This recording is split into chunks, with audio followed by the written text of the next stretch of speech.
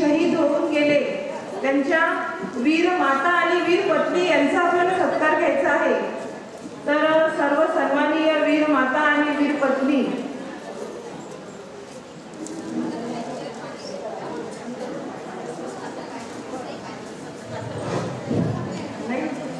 सर्व सभागृहामध्ये उपस्थित असलेल्या सर्वांचा त्यामुळं निश्चित एक चांगल्या मार्गावर आहे। आणि आज आपल्या देशामध्ये जी काही सैनिक लोक आणि त्यांनी आपल्या प्राणाची आहुती केलेली आहे अशा सर्व शहीदांच्या वीर माता आणि पत्नी यांचा सुद्धा सन्मान सोहळा या ठिकाणी ठेवलेला आहे। कारण का त्यांच्या जीवावर आपल्या देशामध्ये जे काही आपण सुरक्षित आहोत परंतु त्यांनी व्यक्त बलिदान या माध्यमातून आपण त्यांची या बौद्धमेळ्या जागृतीच्या माध्यमातून सर्व वीर जवान आणि त्यांच्या जे शहीद आहेत त्यांच्या पत्नीचं आणि मातेचा आपण सन्मान सोहळा केलेला आहे। आणि त्यासोबत महाराष्ट्रामधून जे काही विद्यार्थ्यांना एक शिक्षणाची ओढ निर्माण व्हावी या उद्देशाने बौद्धमेळ्या जागृतीच्या संकल्पनेतून विद्यार्थ्यांचा 90पेक्षा जास्त पर्सेंटेज असलेल्या सर्व गुणवंत विद्यार्थ्यांचा इथं भारतीय संविधानाची प्रत देऊन त्यांचा इथं सन्मान सोहळा सुद्धा आयोजित केलेला आहे या बौद्धमेळ्या जागृतीच्या माध्यमातून। आणि बौद्धमेळ्या जागृती ग्रुपच्या या माध्यमातून माझा एवढा मोठा सन्मान केलेला आहे त्याबद्दल मी आपल्या सर्वांचे ऋण व्यक्त करतो आणि मी थांबतो पुढील प्रोग्राम।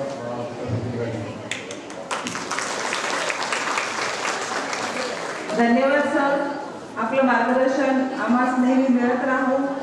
अशा प्रकारे उपस्थित पाहुण्यांचा आपण स्वागत सत्कार घेतलेला आहे। तर यानंतर उपस्थित सर्वांचं स्वागत गीतातून आम्हाला करायचं आहे।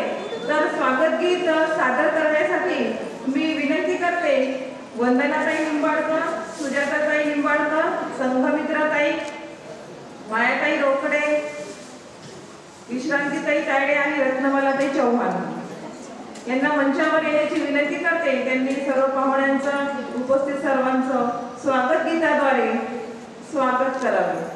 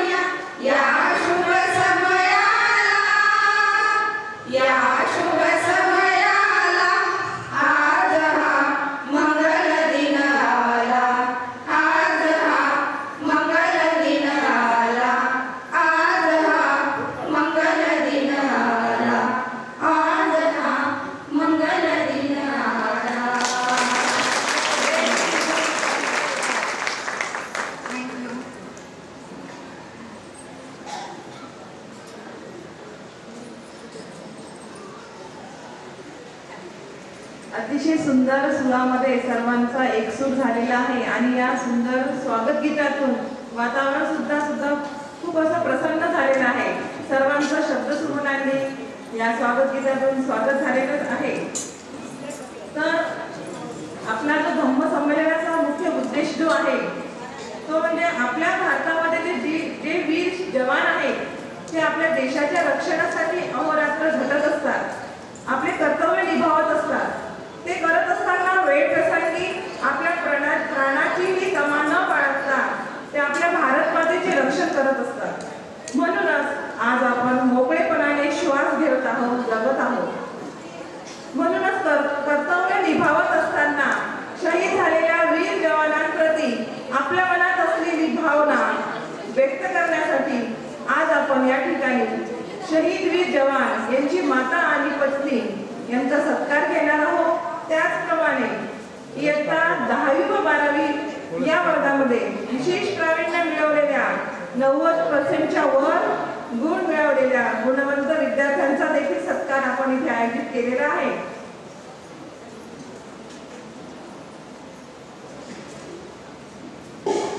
आपल्या पूर्वनियोजित कार्यक्रमानुसार आपल्या कार्यक्रमाच्या प्रमुख पाहुण्या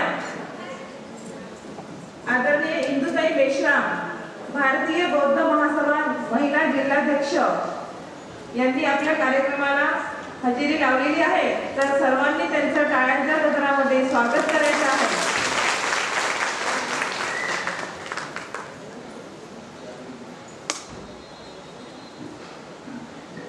तर आपल्या अकोला ग्रुपच्या सक्रिय कार्यकर्त्या आदरणीय रमाताई बागडे यांना मी विनंती करते की त्यांनी इंदुताईंचं स्वागत करावं.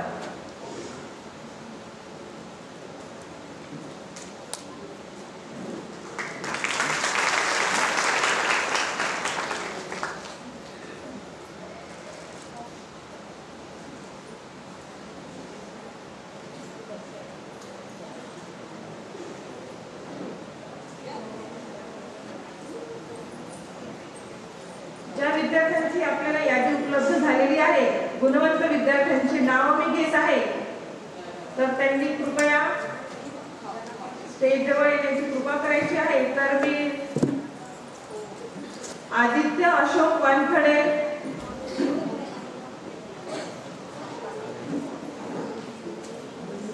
सूरज राहुल इंगळे, जे गुणवंत विद्यार्थी हजर झालेले आहेत त्यांनी मंचाजवळ यायचं आहे. प्रगती राहुल गोदडे,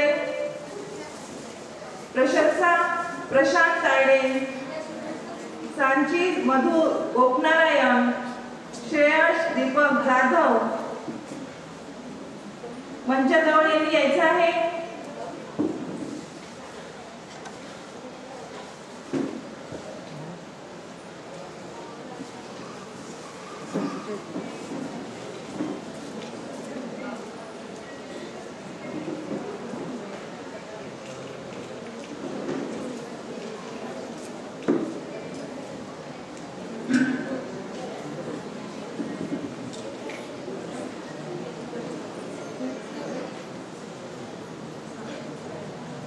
आदित्य अशोक वानखडे इयत्ता 10वी मध्ये यांनी 91% मिळवलेले आहे.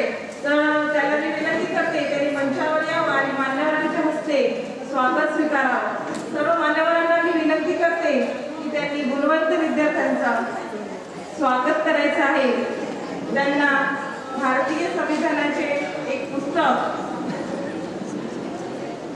सुद्धा मिळणार आहे. तर मी विनंती करते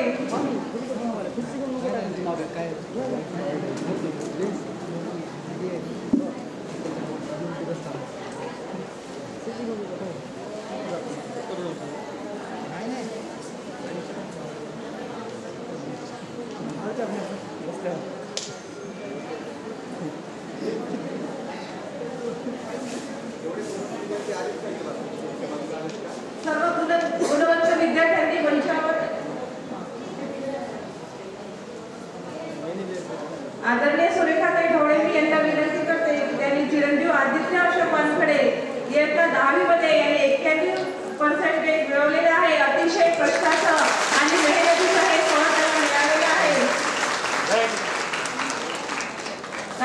अतिशय अहोरात्र अभ्यास केल्यानंतरच 91 सारखे पर्सेंटेज मिळणं शक्य आहे. नाही तर ते आजकाल आपण पाहतो विद्यार्थी जास्तीत जास्त हे मोबाईलवर वगैरे असतात, परंतु आपला जो आदित्य आहे खरंच गुणवंत आहे, गुणवान बाळ आहे. त्यानंतर आयुष सूरज राहुल इंगळे याला मी विनंती करते की त्यांनी मंचावर यावं.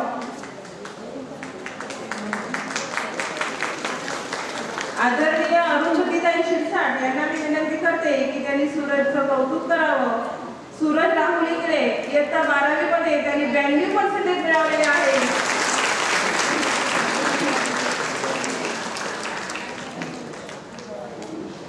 आपल्या समोर भावी डॉक्टर आहे, त्याला नीट मध्ये सुद्धा अतिशय चांगले गुण मिळालेले आहेत. खूप खूप अभिनंदन सूरज तुझं.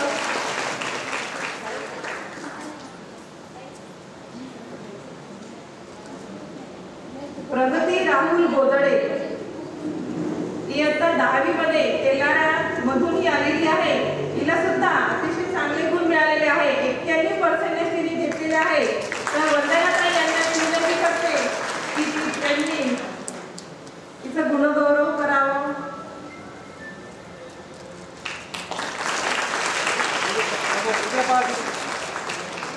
शाळा कोणतीही असो, जे विद्यार्थी शिकतात त्याला कोणतेही चॅलेंज नसते. तेलारामध्ये राहून सुद्धा या मुलीने अतिशय सुंदर असे गुण संपादन केलेले आहे. खूप खूप अभिनंदन प्रगती तुझं. त्यानंतर प्रशंसा प्रशांत तायडे आली आहे. सांची मधु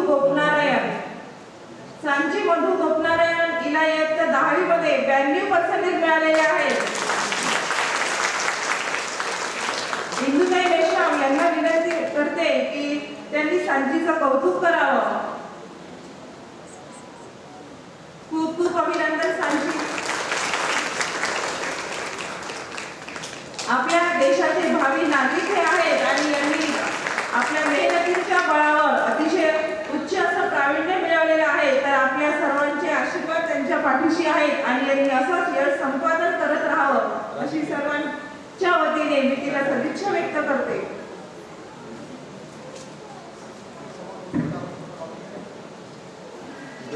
श्रेयस दीपक जाधव आले आहे. कोणी राहिला आहे का अजून गुणवंत विद्यार्थी ज्यांनी नाव दिले आहे परंतु त्यांचं नाव घेण्यात आलेलं नाही.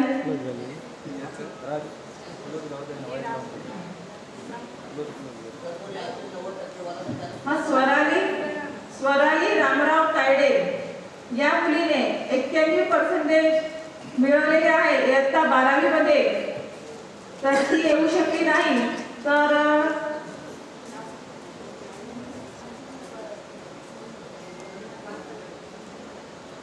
वानखडे ताई स्वरालीच्या वतीने संविधानाची प्रत आणि घेण्यासाठी मी त्यांना विनंती करते आणि अरुंधती ताई शिरसाट यांना मी विनंती करते की त्यांनी स्वरालीच्या वतीने यांचे स्वागत करावं.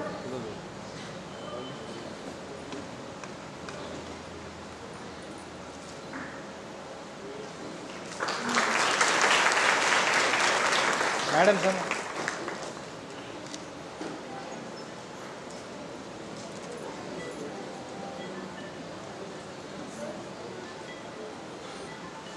अशा प्रकारे गुणवंत विद्यार्थ्यांचा सत्कार सोहळा आपण इथे संपन्न केलेला आहे. यानंतर शहीद जे आपले देशवीर शहीद झाले आहेत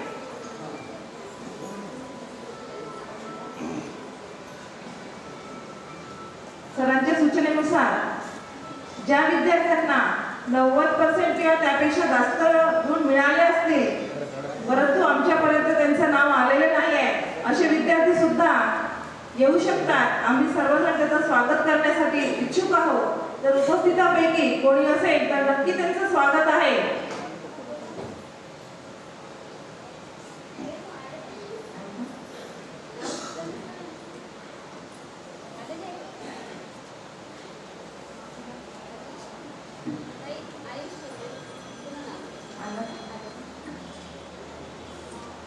आयुष भारत सुर्वे आला आहे. आयुष भारत सुर्वे याला देखील 10वी मध्ये 96% गुण मिळालेले आहेत. तर मी वंदनाताई तायडे यांना विनंती करते की त्यांनी आयुषचं स्वागत करावं.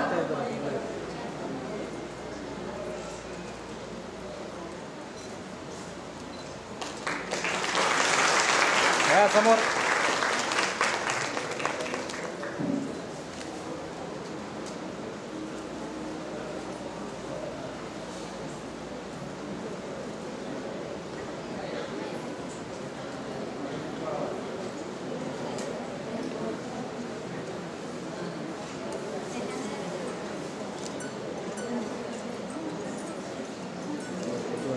प्रगती राहुल गोदडे आली आहे.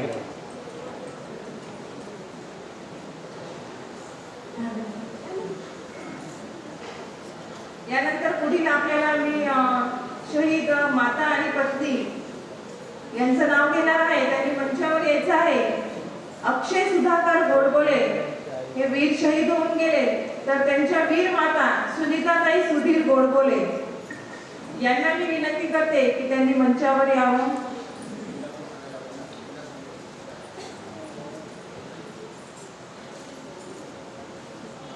संगीताताई त्यांचा जिल्हा पण सांगा.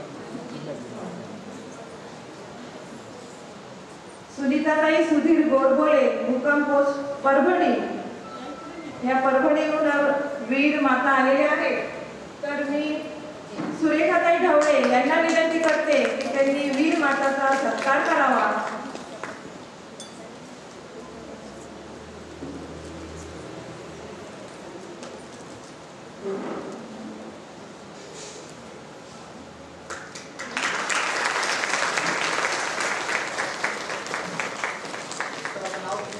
त्यानंतर पुढील वीर पत्नीचे नाव आहे प्रभावतीताई हरिश्चंद्र वानखडे.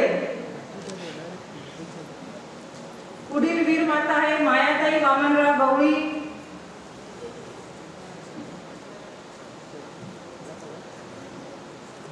प्रभावतीताई हरिश्चंद्र वानखडे मुक्काम पोस्ट चिखलगाव जिल्हा अकोला.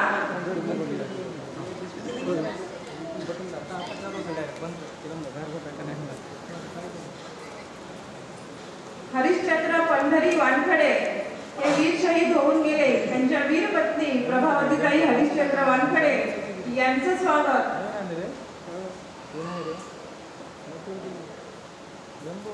चंद्रकलाताई लेंदे करतील अशी मी त्यांना विनंती करते.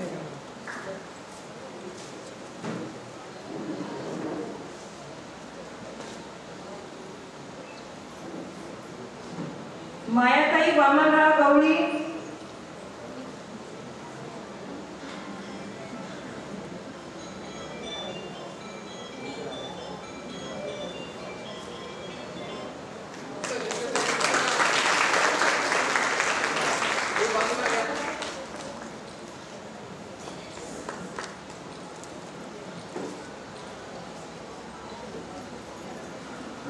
सुमेध वामनराव गवळी यांच्या वीर माता मायाताई वामनराव गवळी.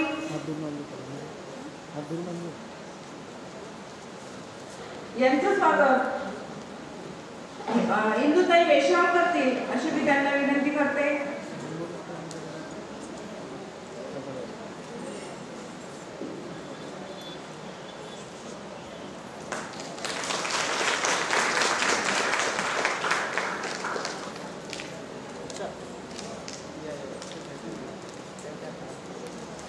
वीरपत्नी सुरेखाताई भास्करराव पातोडे.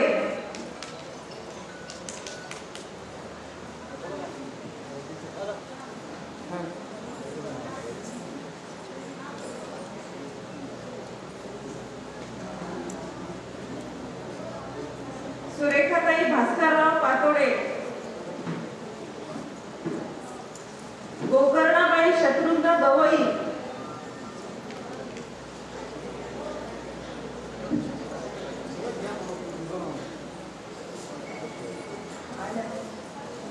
गोकर्णाबाई शत्रुघ्न गवई मुक्काम पोस्ट पंचशील नगर अकोला. आनंद शत्रुघ्न गवई यांच्या त्या वीर माता आहेत. तर त्यांचं स्वागत अरुंधतीताई शिरसाट करतील अशी मी त्यांना विनंती करते.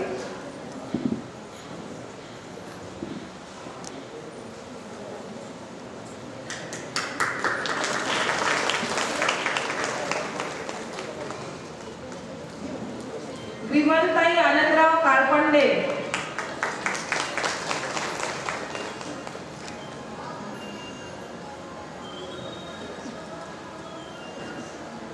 विमलताई आनंदराव काळपंडे, ताराबाई प्रल्हाद राऊत, शीतल संजू खंडारे. सर्वांनी टाळ्या जोरात वाजवण्याची कृपा करावी.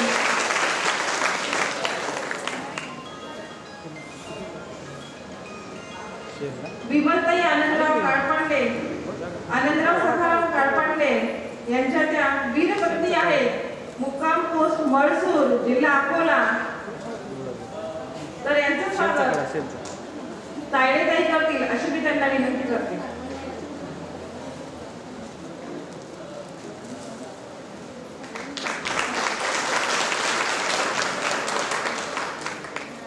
ताराबाई प्रल्हाद राऊत,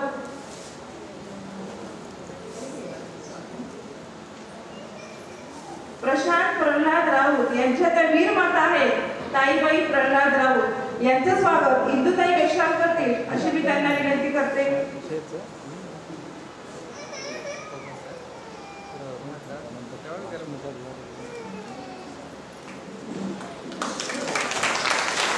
काकू समोर, काकू काकू बाय.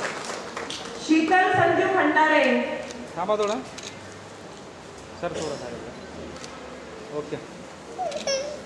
मीनाताई विनोद मोहोळ, मंदाताई काशीराम निमकंडे, ताराबाई महादेव तायडे,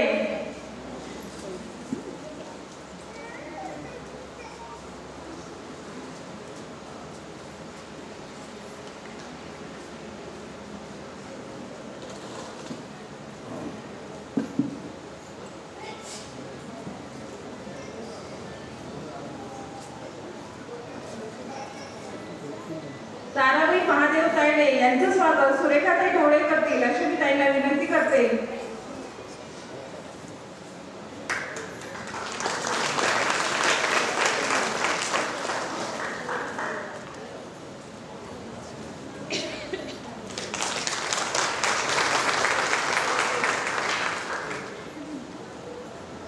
वीर माता मंदाताई काशीराम निमकंडे, मुक्काम पोस्ट शिरला, तालुका जिल्हा अकोला येथील कैलास काशीराम निमकंडे या वीर जवानाच्या ज्या वीर माता आहेत त्यांचं स्वागत अरुंधतीताई शिरसाट करतील अशी मी त्यांना विनंती करते.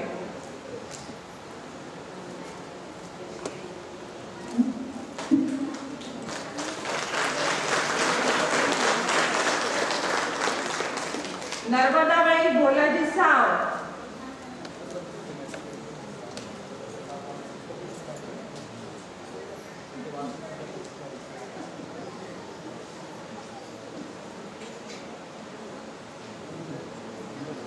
निर्मला देवी खुशाल जामनिक,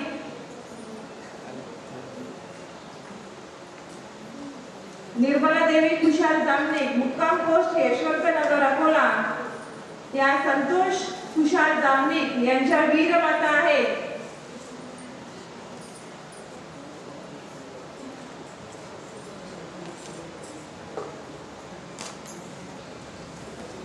त्यांचं स्वागत वंदनाताई तायडे करतील अशी मी त्यांना विनंती करते.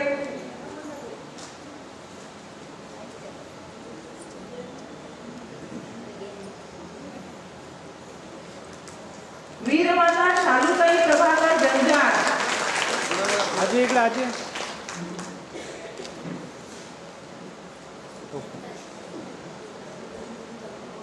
प्रवीण प्रभाकर जंजाळ यांच्या त्या वीर माता आहेत, शालूताई प्रभाकर जंजाळ, मुक्काम पोस्ट मोरगाव भाकरे, तालुका जिल्हा अकोला.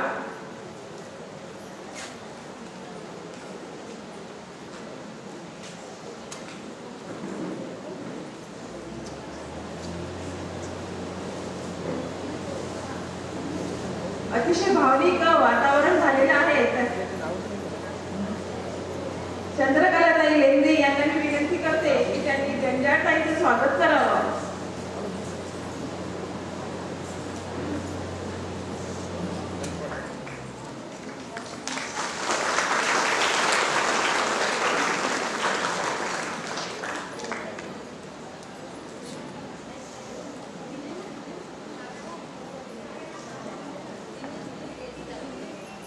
खरोखरच ह्या वीर माता आहेत की ज्यांनी आपल्या मुलाला, आपल्या काळजाच्या तुकड्याला देशाच्या रक्षणासाठी देशाच्या सीमेवर पाठवलेला आहे आणि त्यांनी जे सामना केला त्या घटनेचा, खरोखर त्यांना सुद्धा सलाम आहे. त्या वीर मातांना आणि त्या वीर पत्नीला देखील तेवढंच सलाम आहे. तर अशा प्रकारे फुलाची पाकळी म्हणून आपण शहीदांच्या माता आणि पत्नी यांचा सत्कार घेतलेला आहे. तर सर्व मान्यवरांना मी विनंती करते की त्यांनी पुन्हा स्थान ग्रहण करावं.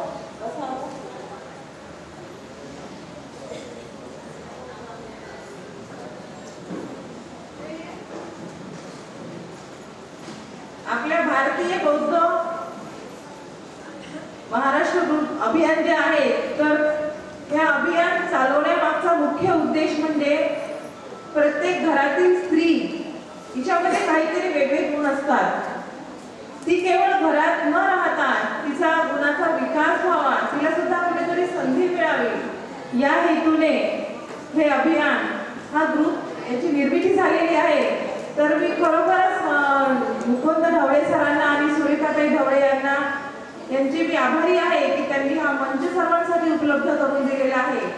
तर आज आपल्याला राज्यस्तरीय तिसरे धम्म संमेलन आपण इथे आयोजित केलेलं आहे. तर या संमेलनामध्ये आपली आपली मनोगत व्यक्त करण्यासाठी इथे उपस्थित झालेल्या महाराष्ट्रातून, प्रत्येक जिल्ह्यातून, प्रत्येक ठिकाणाहून उपस्थित झालेले आहे या सर्व मान्यवरांचं पुनश्च एकदम स्वागत करते. आणि आपल्या मंचावर जे काही व्यक्ती बसलेले आहेत,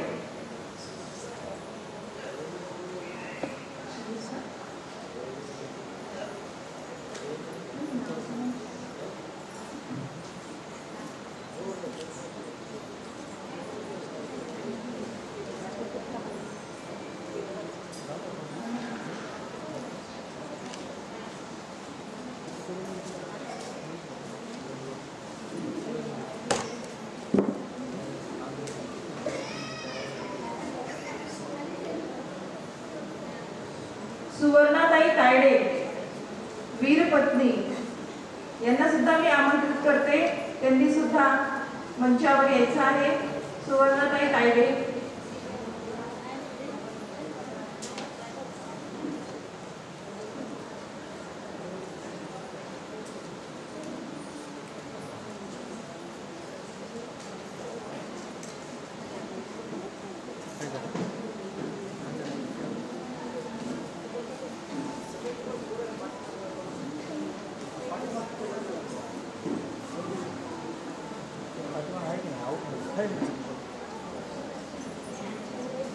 तायडे ताईंना मी विनंती करते की त्यांनी मंचावर यावं.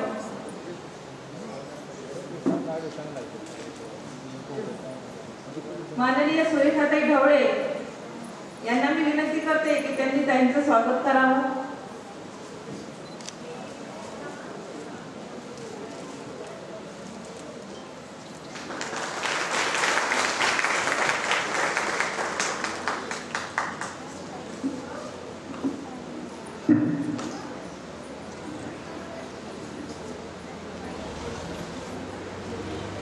संपूर्ण महाराष्ट्रातून उपस्थित झालेल्या सर्व वक्त्यांचं मी पुनश्च स्वागत करते. आणि तुम्ही पाठीमागे जे बॅनर लावलेलं आहे ते वाचल्यास आपल्याला असं लक्षात येईल की भाषणाचे, मनोगत व्यक्त करण्याचे विषय फारच असे मनाला भावणारे असे आहेत आणि सर्वांनी अतिशय अभ्यासपूर्वक तयारी करूनच इथे उपस्थित झालेला आहे.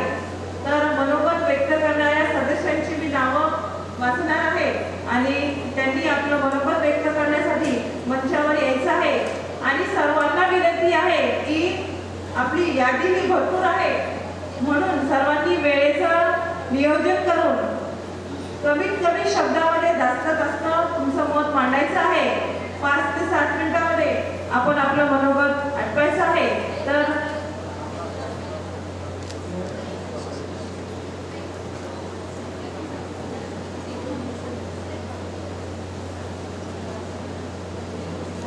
तर सर्व वक्त्यांना मी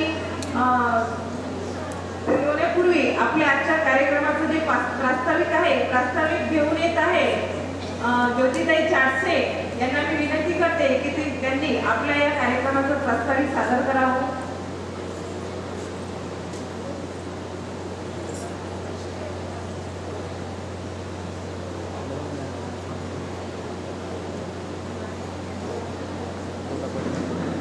सर्वांना जय भीम.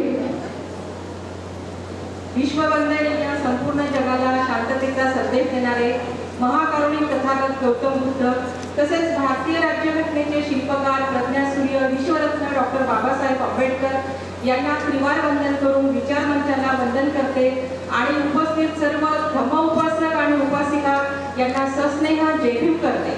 आज दिनांक 22 जून 2025 अकोला येथे BMJ ग्रुपचे 3रे स्नेहसंमेलन आयोजित केले आहे. त्याकरिता सर्व धर्मसखींना शुभेच्छा. तसेच अकोला येथे 3रे स्नेहसंमेलन आयोजित करण्यासाठी ज्या ज्या सक्रिय सदस्यांनी योगदान दिलेले आहे त्या सर्व सक्रिय सदस्यांचे अभिनंदन. आदरणीय सुरेखाताई ढवळे यांच्या संकल्पनेतून महाराष्ट्र बौद्ध महिला जागृती अभियान ग्रुपची निर्मिती झालेली असून महाराष्ट्रातील तमाम बौद्ध महिला या ग्रुपमध्ये जोडल्या गेलेल्या आहेत. या ग्रुपचा मुख्य उद्देश महिलांना संघटित करणे, सुशिक्षित करणे, बौद्ध विहाराकडे वळविणे हा ग्रुपचा उद्देश आहे. महिलांना खूप छान असा विचारमंच आणि प्लॅटफॉर्म या ग्रुपच्या माध्यमातून उपलब्ध झालेला आहे. सर्व धर्मसखींनी याचा छान उपयोग करून घेणे गरजेचे आहे. BMJ ग्रुपचा पहिला वर्धापन दिन नांदेड येथे 2 ऑक्टोबर 2023ला थाटामाटामध्ये खूप मोठ्या उत्साहामध्ये संपन्न झाला. तसेच BMJ ग्रुपचा दुसरा वर्धापन दिन औरंगाबाद येथे 21 डिसेंबर 2024ला खूप उत्साहामध्ये संपन्न झाला. औरंगाबाद येथे कार्यक्रम संपन्न करण्यासाठी सर्व धर्मसखींनी खूप मोलाचे योगदान दिलेले आहे. महाराष्ट्र बौद्ध महिला जागृती अभियान या ग्रुप अंतर्गत विविध उपक्रम राबविले जात आहेत. आपल्या या ग्रुपमध्ये त्रिशरण पंचशिलेपासून तर बुद्ध अँड धम्म ग्रंथाचे वाचन सुद्धा झालेले आहे. बुद्ध अँड धम्म ग्रंथाचे वाचन झाल्यानंतर प्रश्नमंजुषा देखील आयोजित केलेली आहे आणि बुद्ध अँड धम्म या ग्रंथाचा वाचन झाल्यानंतर त्याचा अर्थबोध अकोला येथील वेणुताई डोंगरे यांनी खूप छान पद्धतीने आपल्या समोर सादर केलेला आहे. तसेच सध्या ग्रुपमध्ये मिलिंद प्रश्न आणि संविधान ग्रंथ या ग्रंथाचे वाचन सुरू आहे. मिलिंद प्रश्नाचे वाचन झाल्यानंतर त्याचा अर्थबोध मंजुषाताई पाटील ह्या खूप छान पद्धतीने आपल्या समोर सादर करीत असतात. तसेच दर गुरुवारी भीमबुद्ध गीतांचा कार्यक्रम ग्रुपमध्ये आयोजित केला जातो आणि भीमबुद्ध गीतांचा 72 असा गाण्यांचा कार्यक्रम असून त्यामध्ये भाग घेण्यासाठी ग्रुपमधील महिला हिरिरीने भाग घेतात आणि आपले कौशल्य पणाला लावित असतात. तसेच दर मंगळवारी ग्रुपमध्ये आर्याजींची धम्मदेशना देण्याकरिता आर्याजी किंवा भंतेजी निमंत्रित केले जात असतात. त्यांच्याकडून 1 तास धम्मदेशना ग्रुपमध्ये दिल्या जात असते. आतापर्यंत ग्रुपमध्ये 16 आर्याजी आणि 1 भंतेजी निमंत्रित केल्या गेल्या आहेत आणि धम्मदेशनानंतर त्यांना लगेचच ग्रुपतर्फे 500 रुपये अर्थदान देण्यात येत असते. तसेच दर रविवारी मन की बात हा कार्यक्रम आयोजित करण्यात येत असून महिला आपल्याला आवडेल त्या विषयावर आपले मनोगत व्यक्त करीत असतात. तसेच BMJ या ग्रुप अंतर्गत वाढदिवस आणि मंगल परिणय यासाठी वेगळा स्वतंत्र वाढदिवस आणि मंगल परिणय हा ग्रुप निर्माण करण्यात आलेला असून ज्या ज्या महिलांचे वाढदिवस आणि मंगल परिणय दिन असतो त्या त्या महिलांवर शुभेच्छांचा वर्षाव केला जातो. तसेच त्या त्या महिलांना शुभेच्छा पत्र सुद्धा ग्रुपतर्फे देण्यात येत असते. याची जबाबदारी कालिंदीताई मोरे ह्या करीत असतात. ग्रुपमध्ये महापुरुषांच्या जयंती स्मृती दिन हे कार्यक्रम सुद्धा खूप छान पद्धतीने राबविले जात असतात. तसेच ग्रुपमध्ये दान पारमिता या गोष्टीकडे सुद्धा आवर्जून लक्ष दिले जात असते. परभणी येथील सोमनाथ सूर्यवंशी या घटनेला अनुसरून सूर्यवंशी आणि वाकडे कुटुंबाला ग्रुपतर्फे यथायोग्य अर्थदान देण्यात आलेले आहे. तसेच महाबोधी विहार या महाबोधी विहार ब्राह्मणांच्या ताब्यातून सोडविण्यासाठी आपल्या धर्मगुरूंनी जे महाबोधी विहार मुक्ती आंदोलन सुरू केले होते, त्यासाठी सुद्धा ग्रुप तर्फे यथायोग्य अर्थदान देण्यात आलेले आहे.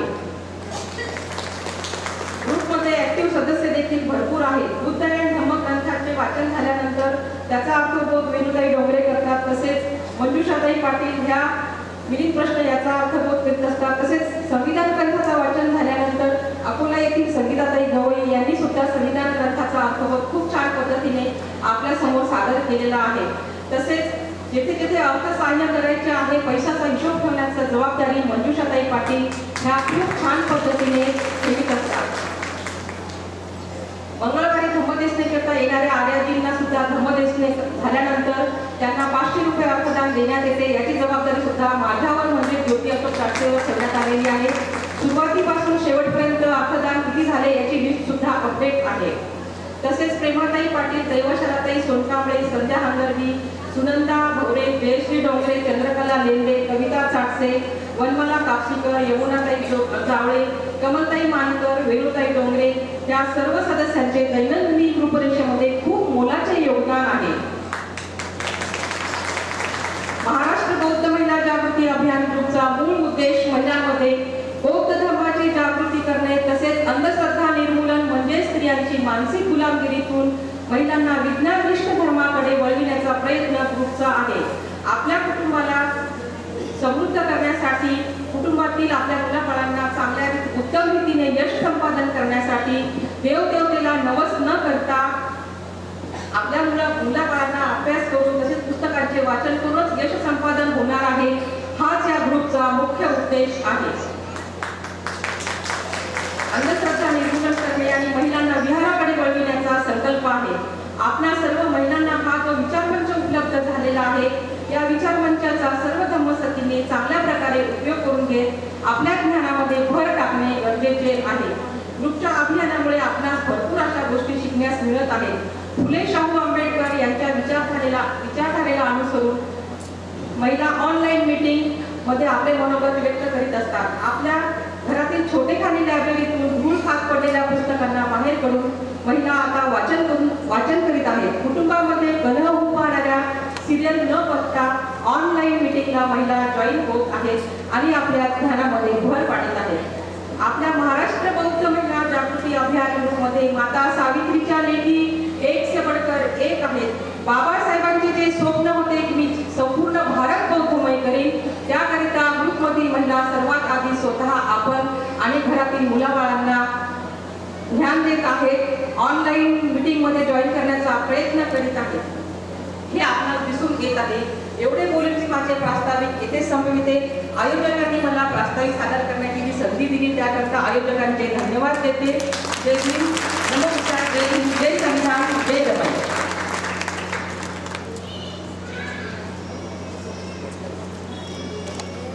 महाराष्ट्रातील विविध जिल्ह्यातून आलेल्या वक्ते आपल्या महिला बौद्ध महिला जागृती अभियान महाराष्ट्र ग्रुपचे हे तिसरे राज्यस्तरीय संमेलन आहे. तर पूर्ण महाराष्ट्रातून विविध जिल्ह्यातून वक्ते आलेले आहेत. तर आता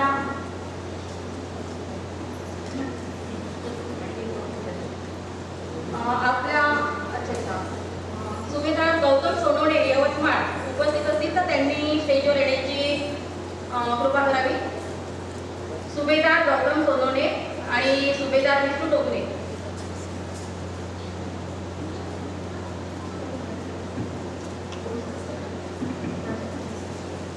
त्यांचे स्वागत करणार आहेत आदरणीय ढोळे सर. ते त्यांचे स्वागत करणार आहेत.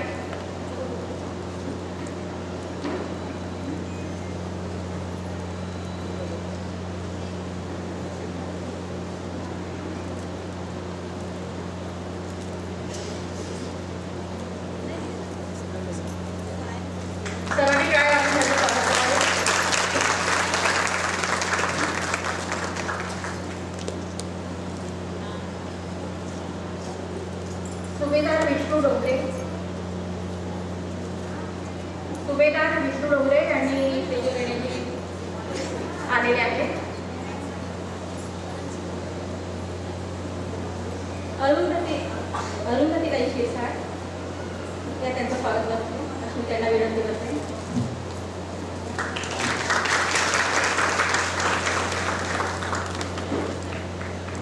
सर इकडे सर.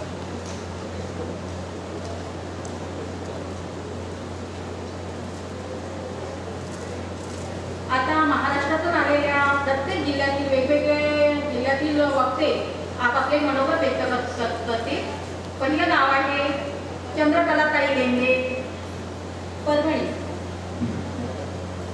चंद्रकलाताई लेंडे. विषय आहे हुंडा प्रथा समाजाला लागलेली केळी. हुंडा प्रथा समाजाला लागलेली केळी हा त्यांचा विषय आहे.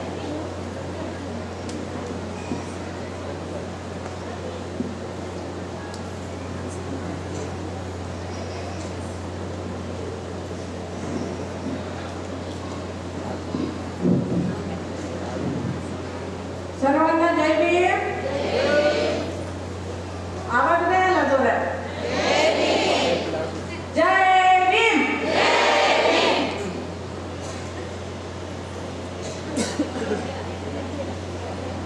विश्ववंदनीय महाकारुणिक तथागत सम्यक समृद्ध भारतीय संविधानाचे शिल्पकार बोधिसत्व डॉक्टर बाबासाहेब आंबेडकर यांच्या पवित्र चरणी त्रिवार वंदन करते. सन्माननीय धर्मपीठावरील पाहुण्यांना, प्रमुख पाहुण्यांना माझा सन्मानाचा जय भीम. आणि आज या ठिकाणी उपस्थित असलेल्या शहीद जवान, वीर माता, वीर पत्नी आणि 10वी 12वीचे जे गुणवंत विद्यार्थी आहेत या ठिकाणी त्यांचा सत्कार सोहळा झालेला आहे. त्या सर्वांना माझा क्रांतिकारी जय भीम. आणि या ठिकाणी उपस्थित असलेल्या विविध महाराष्ट्रातल्या विविध जिल्ह्यातून आलेल्या सर्व धम्म बंधू आणि भगिनी यांना माझा सप्रेम जय भीम. वेळेचं बंधन आहे त्यामुळे सगळ्यांची नावं घेऊ शकत नाही, समजून घ्या. माझा विषय आहे हुंडा प्रथा ही एक समाजाला लागलेली कीड आहे. भारतामध्ये स्त्रीला माता, जननी, देवी असं संबोधलं जातं. तिची पूजा केली जाते. यत्र नार्यस्तु पूजन्ते रमन्ते तत्र देवता. याचा अर्थ जिथे नारीची पूजा होते तिथे देवता वास करते असं भारतीय संस्कृती सांगते.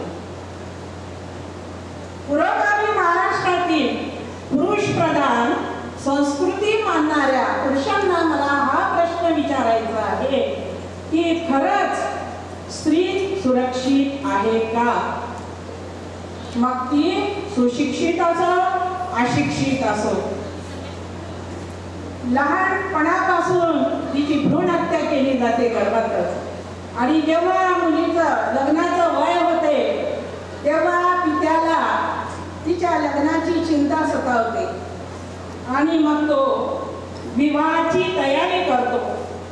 विवाह म्हणजे काय? पवित्र बंधन, दोन जीवांचा मनोमिलन आणि दोन नात्यांचा संबंध, नातेसंबंध. पण हे नातेसंबंध टिकवत असताना त्या ठिकाणी हुंड्याची मागणी होते. हुंड्याची मागणी वधू पित्याला नाईलाजास्तव मान्य करून प्रेमाच्या, मुलीच्या प्रेमापोटी त्याला मुलीचा विवाह समारंभ पार पाडावा लागतो. श्रीमंत लोकांचं ठीक आहे हो, पण गरीब लोकांचं काय? मोलमजुरी करून पैसा जमवतात, प्रसंगी कर्ज काढून मुलीचं लग्न जमवतात.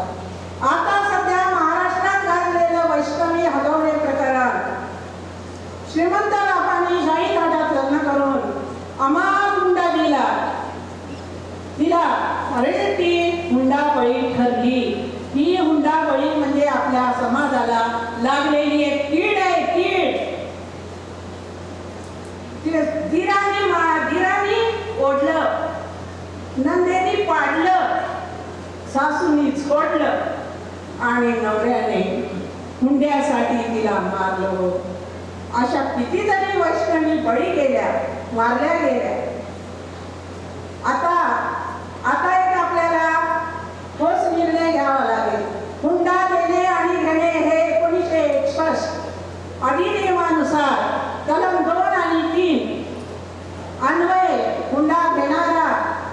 देणारा याला 5 वर्षाची शिक्षा आणि 15,000 रुपयाचा दंड अशी तरतूद कायद्याने केलेली आहे. समाजामध्ये जे वकील, इंजिनियर, डॉक्टर झालेले आहेत ते सुद्धा हुंडा घेण्यास मागे पुढे बघत नाही. त्यांच्या पालकांना वाटते की माझ्या मुलाच्या वकील झाला, इंजिनियर झाला, त्याच्या शिक्षणावर एवढा खर्च झाला, हा खर्च निघाला पाहिजे म्हणून ते सर्रासपणे हुंड्याची मागणी करतात. आणि एखाद्या मुलाने हुंडा घेणार नाही असा नकार दिला तर समाजामध्ये त्याला लांछनास्पद दोष दिला जाते. याच्यातच काहीतरी कमी आहे म्हणून हा हुंडा मागत नाही. आणि त्याच्या पालकांना वाटते की जर आपण हुंडा घेतला नाही तर समाजामध्ये अपमानित व्हावं लागेल, आपली प्रतिष्ठा जाईल म्हणून ते हुंड्याच्या मागे लागतात. आणि मुलाच्या लायकीप्रमाणे, त्याच्या शिक्षणाच्या किमतीप्रमाणे ते भरमसाठ हुंडा मागतात. म्हणून ह्या सुशिक्षित पालकांना मला एक प्रश्न विचारायचा आहे. वंशाला दिवा पाहिजे असं स्वाभिमानाने म्हणणाऱ्यांनो, त्याच वंशाच्या दिव्याची लग्नाच्या बाजारात तुम्ही बोली लावणे हे तुम्हाला पटतंय का? एका हाताचे 2 हात करण्यासाठी तुम्हाला खरंच हुंड्याची गरज भासते काय? हा पुरोगामी महाराष्ट्रातील पुरुष प्रधान संस्कृतीने या प्रश्नाचं उत्तर द्या. प्रश्न फार सोपा आहे पण उत्तर फार देणं अवघड आहे. म्हणून ही समाजाला लागलेली कीड घालवायची असेल तर यासाठी ठोस उपाययोजना केली पाहिजे. कठोर कायदा करणे आणि त्याची अंमलबजावणी करणे फार गरजेचे आहे. तसेच शाळा, महाविद्यालये यातून प्रबोधन केली पाहिजे, चर्चासत्रे केली पाहिजे. आजच्या नवयुगामध्ये स्त्री कुठे कमी पडते? महात्मा फुले, सावित्रीबाई फुले, डॉक्टर बाबासाहेब आंबेडकर यांनी जो वसा दिला, त्यांच्या प्रेरणेने जी संधी शिक्षणाची दार खुली करून दिली आणि शिक्षण हे वाघिणीचं दूध आहे हे डॉक्टर बाबासाहेब म्हणतात. या संधीचं महिला सोनं करत आहे, शिकत आहे, सर्व क्षेत्रामध्ये त्या उंच भरारी घेत आहे, सक्षम बनत आहे. मग कुठे कमी पडतात? तरी पण स्त्रियांना समाजामध्ये दुय्यम स्थान का? त्यांच्यावर अत्याचार का? हे कुठेतरी थांबलं पाहिजे. यासाठी तरुणींनीच पुढाकार घ्यावा. म्हणून सुशिक्षित तरुणींना मला हे सांगायचं आहे की सक्षम बना, अन्यायाचा प्रतिकार करायला शिका. बाबासाहेब म्हणाले होते की अन्याय करणाऱ्यापेक्षा अन्याय सहन करणारा अधिक गुन्हेगार असतो. म्हणून तुम्ही उंच भरारी घ्या. शिक्षणाचे पंख तुम्हाला दिलेले आहेत. सर्व क्षेत्रात उंच भरारी घ्या. आणि जेव्हा तुम्ही लग्नाच्या बोहल्यावर पडाल तेव्हा मला हे सांगायचं आहे की जो कोणी समाजामध्ये हुंडा मागेल त्याला नकार द्यायचा.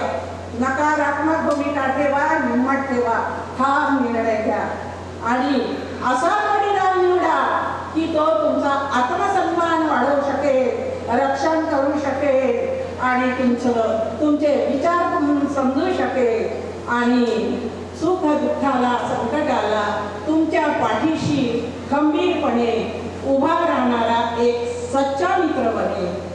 म्हणून अशा मेता भावनेच्या आधारावर कुटुंब निर्माण होणे आजच्या काळाची गरज आहे. शेवटी वेळेचं बंधन आहे. शेवटी जाता जाता एक सुशिक्षित पिढीला प्रश्न विचारते. स्वतःला सुशिक्षित समजणारी तरुण पिढी सामाजिक हुंडा प्रथेसमोर इतकी निष्क्रिय असते का? स्वतःचा संसार स्वतःच्या मंडपाच्या ताकदीवर उभा करण्याची त्यांच्यात धमक नसते का? म्हणून तुम्हाला हुंड्याची खरंच गरज भासते का? खरंच गरज भासते का? तुम्हीच ठरवा, निर्णय घ्या. इथेच थांबते, माझ्या शब्दांना विराम देते आणि संयोजकांचे आभार आणि मनपूर्वक धन्यवाद देते मला संधी दिल्याबद्दल. जय भीम, जय रमाई, जय संविधान, जय महाराष्ट्र, जय हिंद. खूप खूप धन्यवाद चंद्रकला ताई.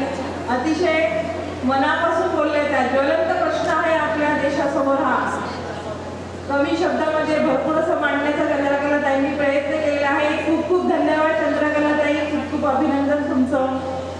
तर येणाऱ्या वक्त्यांना मी विनंती करते की आपल्याजवळ भरपूर जण बोलणारे आहे आणि वेळेचं भान ठेवता आपल्याला एका तासामध्ये हे सगळे भाषण आटपल्यानंतर आपल्याला एक एकांकिका सुद्धा आपल्याला अनुभवायची आहे. अतिशय सुंदर असं एकांकिका अकोला जिल्ह्यात ग्रुपनी तयारी करून तयार केलेलं आहे. तर आपण सर्वांना ते सुद्धा आस्वाद घ्यायचा आहे. तर सर्वांनी प्रयत्न करावा, कमीत कमी शब्दामध्ये 5 मिनिटामध्ये आपलं भाषण आटोपता यावं. त्यासाठी टायमर सुद्धा लावण्यात येणार आहे.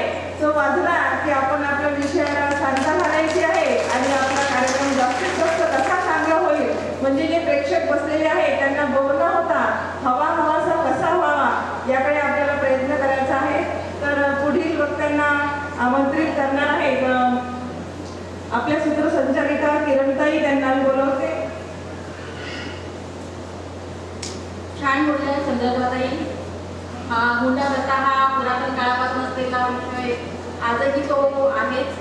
काहीतरी प्रमाणात थोड्या अंशी बाबासाहेबांच्या हिंदू त्यात थोडी तफावत आलेली आहे, पण तरी काही प्रमाणात तो अजूनही सुरूच आहे. पुढच्या आपल्या वक्ता आहेत रत्नमालाताई सरकटे. त्यांचा विषय आहे आंबेडकरी समाज आणि सध्याची परिस्थिती. रत्नमालाताई सरकटे.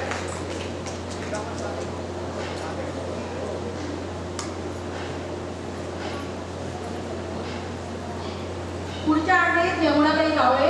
त्यांनी यानंतर तयारी असते.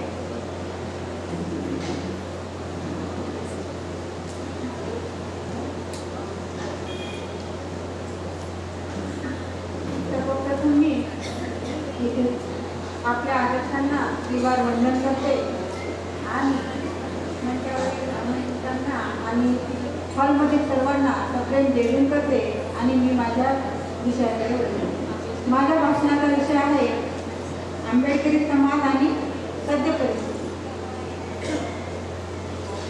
अंधारच होता ज्यांच्या नशिबी त्यांना तू प्रकाशाचं दान दिलं. अंधारच होता ज्यांच्या नशिबी त्यांना तू प्रकाशाचं दान दिलं. बा भीमा किती मानाने तुमचे उपकार. तुम्ही त्या देशाला संविधान दिलं. तुम्ही त्या देशाला संविधान दिलं.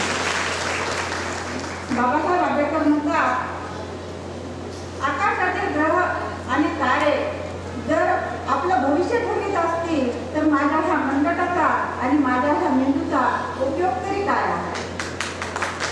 म्हणून ते सूर्य आणि चंद्रांनो तुम्ही तुमच्या ताऱ्यांना प्रकाशमान करा. मी माझ्या समाजाला प्रकाशमान करतो. आणि डॉक्टर बाबासाहेब आंबेडकरांनी आपल्याला फक्त प्रकाशमानच केलेला नाहीये, तर आपल्याला या समाजामध्ये मानाचं असं स्थान निर्माण करून दिलेलं आहे.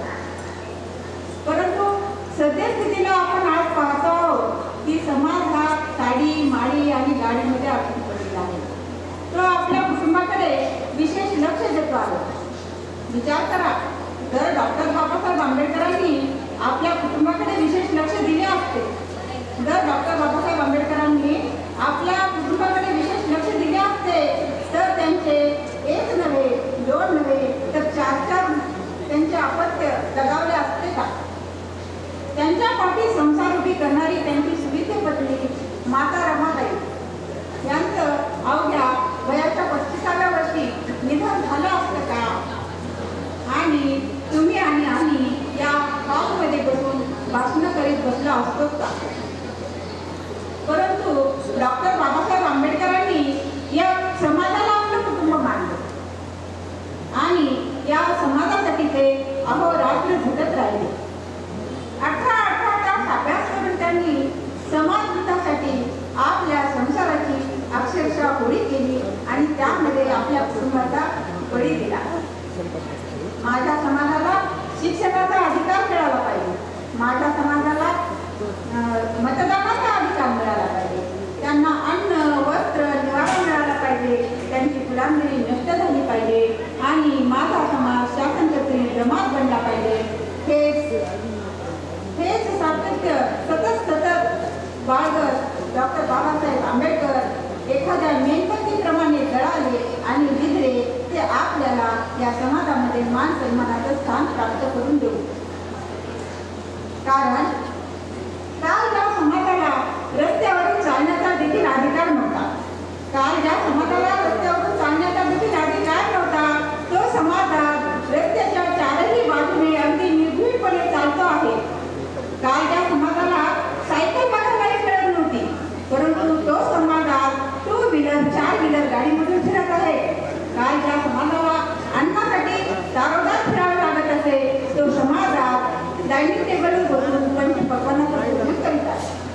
काल ज्या समाजाला शिक्षणापासून वंचित ठेवलं गेलं, तो समाज आज प्रत्येक क्षेत्रामध्ये चमकत आहे. एवढंच काय तर आकाशाचं पांघरून आणि धरतीचं अंकुर करून छोट्याशा झोपडीमध्ये राहणारा कालचा हा समाज आज मोठमोठ्या बिल्डिंगमध्ये आणि मोठमोठ्या बंगल्यामध्ये वास्तव्य करीत आहे. पाण्यासाठी वणवण भटकणारा कालचा हा समाज आज बिस्लेरीचं पाणी पित आहे. आणि म्हणूनच डॉक्टर बाबासाहेब आंबेडकरांनी महाडचा सत्याग्रह केला होता. वामन दादाच्या गीतांच्या 2 ओळी मी या ठिकाणी म्हणे. पाणी वाढ ग माय, पाणी वाढ ग, लय नाही मागत घर माझं एवढूसाच गाड ग. पाणी वाढ ग माय, पाणी वाढ ग. पण आज आपल्याला पाणी वाढ करायची गरज आहे का? नाही. कारण आज आपला समाज गरजवंताला 1000 लिटर पाणी दान करण्याची क्षमता ठेवतो. याहून पुढे जाऊन मी असं म्हणेन की ज्या समाजाला काय पैसा काय असतो हा बघावयासही मिळत नव्हता, तो समाजात पैशाला लागलेला इनकम टॅक्स कसा वापरता येईल या विवंचनेत आहे. काय होतो आपण आणि काय कुठे नेऊन ठेवले बाबांनी या समाजाला? काय दिले बाबांनी आपल्याला? VIP खाना, VIP राहणं, VIP मान सन्मान, बाबासाहेबांनी दिलं, बाबासाहेबांनी, बाबासाहेबांनी दिलं, बाबासाहेबांनी. परंतु हेच VIP जीवन आपल्याला उद्या मिळेल की नाही याची शाश्वती नाही आहे. कारण शासनाने आपल्या नोकऱ्या बंद केलेल्या आहेत. प्रत्येक क्षेत्राचं खाजगीकरण होत आहे आणि सरकारी स्कूल सुद्धा बंद होण्याच्या मार्गावर आहे. येणाऱ्या पिढीचं भविष्य अंधारात आहे. अजूनही जर आपण एकमेकांचे पाय ओढण्यातच बसलो तर उद्या गळ्यात मटकं आणि पाठीला झाडू कधी येईल हे आपल्याला कळणार सुद्धा नाही. आणि म्हणूनच डॉक्टर बाबासाहेब आंबेडकरांनी 24 नोव्हेंबर 1956 सारनाथ या ठिकाणी गेले असता त्यांनी जनतेला उद्देशून एक भाषण केलं होतं. आणि ते भाषण डॉक्टर बाबासाहेब आंबेडकरांचं शेवटचं भाषण होतं. काय म्हणाले त्या भाषणातून बाबा? अरे मी आज जिवंत आहे, मी आज जिवंत आहे म्हणून तुमच्याकडे कोणी वाकड्या नजरेने बघू शकत नाही, कोणी तुमचं वाकडंही करणार नाही. परंतु मी तुम्हाला किती दिवस पुरणार आहे? म्हणूनच समाज बांधवांनी मी तुम्हाला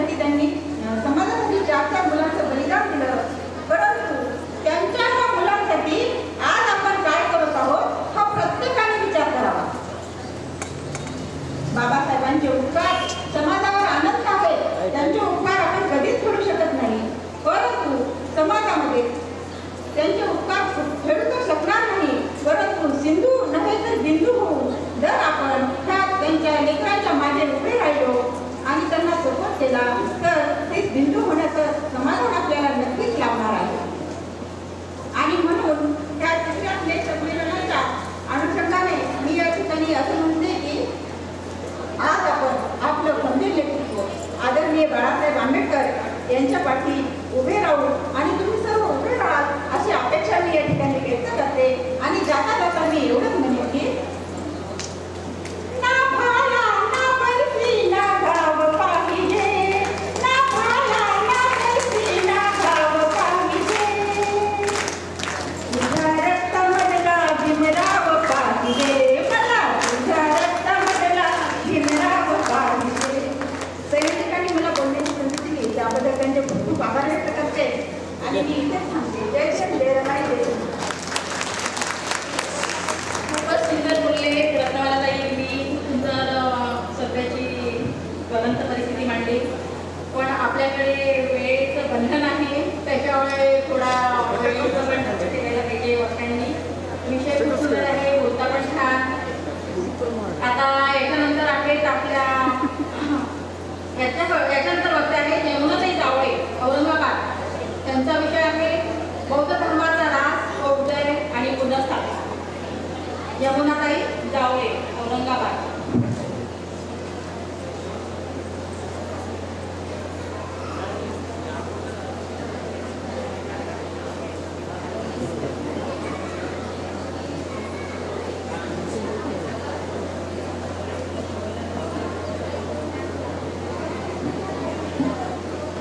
सर्वांना जय भीम.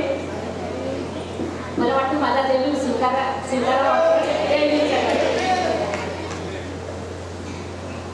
मी यमुना जावळे संभाजीनगर. माझा विषय आहे बौद्ध धर्माचा उदय, ऱ्हास आणि पुनर्स्थापना. या विषयावर मी माझं मनोगत व्यक्त करणार आहे. सर्व महामानव यांना वंदन करते.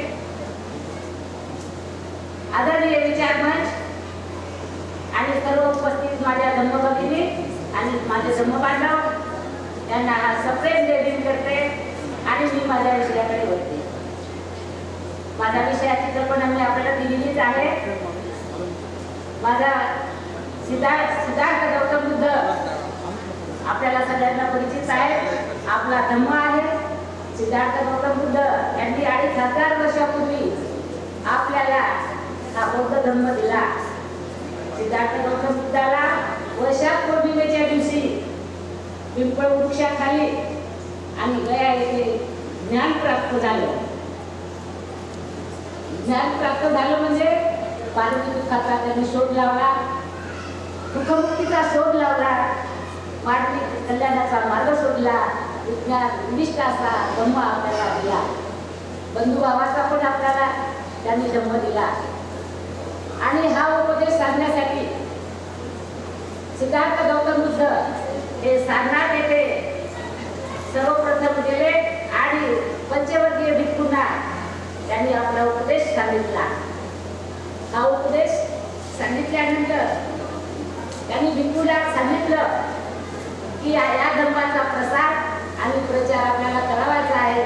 म्हणून सिद्धार्थ गौतम बुद्ध यांनी 40 दिशांना त्यांना पाठवलं आणि धर्माचा प्रसार आणि प्रचार झाला. त्यामुळे लोकांना हा धम्म समजला आणि लोक हे धम्माकडे वळले आणि बौद्ध धर्माचा उदय झाला. याच कालावधीमध्ये श्रावस्ती ते अंगुलीमाल नावाचा डाकू राहत होता आणि तो दररोज हत्या करून एक बोट त्या कापून ते माळ्यामध्ये घालत होता. हे वृत्त ज्यावेळेस तथागतांना समजलं त्यावेळेस तथागतांनी अंगुलीमाला हा उपदेश केला आणि म्हणाले, अरे अंगुलीमाला, तुझ्या साधू अजून केलेले नाहीये. तू जर त्याला संधी देशील तर निश्चितच तुझ्या बदल घडून येईल. अंगुलीमालाने हा उपदेश ऐकला आणि आपलं शस्त्र हे खाली ठेवलं आणि खाली ठेवून त्याने आपल्या तथागताला शरण आले आणि शेवटी संघामध्ये सामील झाले आणि पुढे चालून त्यांनी म्हणजे बौद्ध धर्माचा प्रसार आणि प्रचार केला. हे उदाहरण आपण आपल्याला सांगितलेलं आहे. दुसरं उदाहरण म्हणजे सम्राट अशोक. सम्राट अशोक यांनी कलिंग राज्यावर हा विजय केला हे सुद्धा आपल्याला सर्वांना माहीत असेल. सम्राट अशोक यांनी ज्यावेळेस हा कलिंगवर स्वारी करून युद्ध केलं त्यावेळेस त्या युद्धामध्ये लाखो लोक मारले गेले, हजारो लोक जखमी झाले, कित्येक लोक बंदिस्त झाले. रक्तमासाचा हा महापूर आला. महिलांचा आक्रोश, बालकांचा आक्रोश पाहून ते सम्राट अशोक यांचं मन हळहळलं आणि त्यांनी त्यावेळेस असं ठरवलं की आपण आता बौद्ध धर्माकडे वळायला पाहिजे. त्याच वेळेस महामोगलयान आणि निवृत्त ब्राह्मणे यांनी सम्राट अशोक त्यांना हा बौद्ध धर्माचा उपदेश केला आणि त्यांना त्रिशरण आणि पंचशील दिलं. त्यामुळे सम्राट अशोक हे धर्माकडे वळले. धर्माकडे वळल्यानंतर पाटलीपुत्र येथे राज्यविजय दिन त्यांना साजरा करायचा होता लोकांना.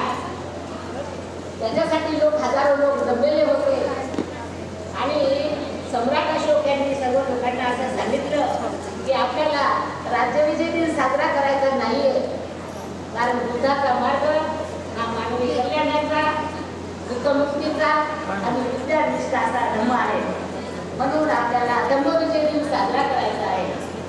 हा धम्मविजय दिन ज्या दिवशी साजरा करायचा होता तो दिवस होता दशमीचा. त्या दिवसाला धम्मविजय दिन, विजयादशमी किंवा सम्राट अशोका विजयादशमी म्हणून हा उत्सव भारतभर साजरा झाला. ज्यावेळेस हा उत्सव साजरा झाला त्यावेळेस सम्राट अशोक यांनी राज्यामध्ये प्रसार आणि प्रचार करण्यासाठी राज्यामध्ये मंत्री आणि महामंत्री अधिकारी यांच्या नेमणुका केल्या आणि त्यांना सोबत घेऊन ते धम्मयात्रेवर गेले. धम्मयात्रेवर गेल्यानंतर सम्राट अशोक यांनी त्यांना म्हणजे धम्माचा उपदेश केला. लेण्या ताम्रपट शिलालेख वगैरे ते त्यांनी याच्या करून ठेवलं. त्यामुळे लोकांना हा धर्म कळला. संघमित्रा आणि त्यांचा पुत्र महेंद्र यांना सुद्धा त्यांनी म्हणजे श्रीलंकेला बौद्ध वृक्षाची खंडी घेऊन पाठवलं. त्या ठिकाणी सुद्धा धर्माचा प्रसार आणि प्रचार झाला. त्याच वेळेस पुष्यमित्र सिंह नावाचा राजा हा भारतामध्ये हा हिंदू संस्कृती सुरू करण्यासाठी समोर आले आणि त्यांनी हिंदू संस्कृती सुरू केली. आणि त्याच वेळेस म्हणजे सम्राट अशोकाचे यांचे वंशज पुष्यमित्र म्हणजे राजा उदयगड याची हत्या करण्यात आली आणि बौद्ध भिक्खूच्या कत्तली सुद्धा करण्यात आल्या. बुद्ध विहाराची तोडफोड करण्यात आली आणि त्यामुळे म्हणजे बरंच नुकसान झालं आणि बौद्ध धर्माला उलटी कळाला आणि शेवटी बौद्ध धर्माचा मध्ये ह्रास झाला. आधुनिक काळातील युग पुरुष मध्ये डॉक्टर बाबासाहेब आंबेडकर होते. यांनी 14 ऑक्टोबर 1956 नागपूर या ठिकाणी महास्तरी चंद्रपूर यांच्या हस्ते धम्मदीक्षा घेतली आणि आपल्याला हा धर्म पुनर्स्थापित करून दिला. त्यामुळे आपल्याला उच्च शिक्षण घेता आलं, नोकऱ्या मिळाल्या, गाड्या, बंगले आणि सगळी आपली भौतिक प्रगती झाली. परंतु आपण धम्मापासून मात्र कोसो दूर गेलो. हा धम्म म्हणजे पंचशील, अष्टशील, 10 पारमिता आणि 22 प्रतिज्ञा याच्यावर हा धम्म आहे. याचा जर आपण अभ्यास केला तर निश्चितच आपली आणि धर्माची प्रगती होईल. आणि मला एवढंच सांगायचं, जर बाबासाहेब जर जन्मास आले नसते तर आपल्याला हिंदू संस्कृतीचं पडावं लागलं असतं. गळ्यात मडका आणि कमरेला जाणू हीच आपली स्थिती राहिली असती. म्हणून बाबासाहेबासाठी बाबासाहेबासाठी मी 2 ओळी म्हणते की बाबासाहेब, सागराचं पाणी कधी आटणार नाही, सागराचं पाणी कधी आटणार नाही, सूर्याचा प्रकाश कधीच पडणार नाही आणि बाबासाहेब आपले उपकार कधीच भेटणार नाही, या समाजात उपकार कधीच भेटणार नाही. माझं मनोगत वेळेअभावी थांबवते. शेवटी जय भीम, जय रमाई, जय संविधान. सागराचं पाणी कधी आटणार नाही आणि सूर्याचा प्रकाश कधी संपणार नाही. खूप छान यमुनाताई. तसेही तुमच्याकडनं आम्हाला अभ्यास व्यक्तिमत्व खूप काही ऐकायला शिकायला मिळते. आता याच्या पुढच्या आहेत कोणत्या बोलणाऱ्या आपल्या कमलताई मांडकर, यवतमाळ. त्यांनी स्टेजवर येण्याची कृपा करावी. कमलताई मांडकर आल्या आहेत का? नाही का? तर कमलताई मांडकर आलेल्या नाही आहे. पुढच्या वक्त्या आहेत आपल्या संघमित्राताई इंगोले, अमरनाथ, मुंबई. संघमित्राताई इंगोले. त्यांचा विषय आहे युवा आणि धम्म नवीन पिढीसमोर धम्माचे स्थान. युवा आणि धम्म नवीन पिढीसमोरील धम्माचे स्थान.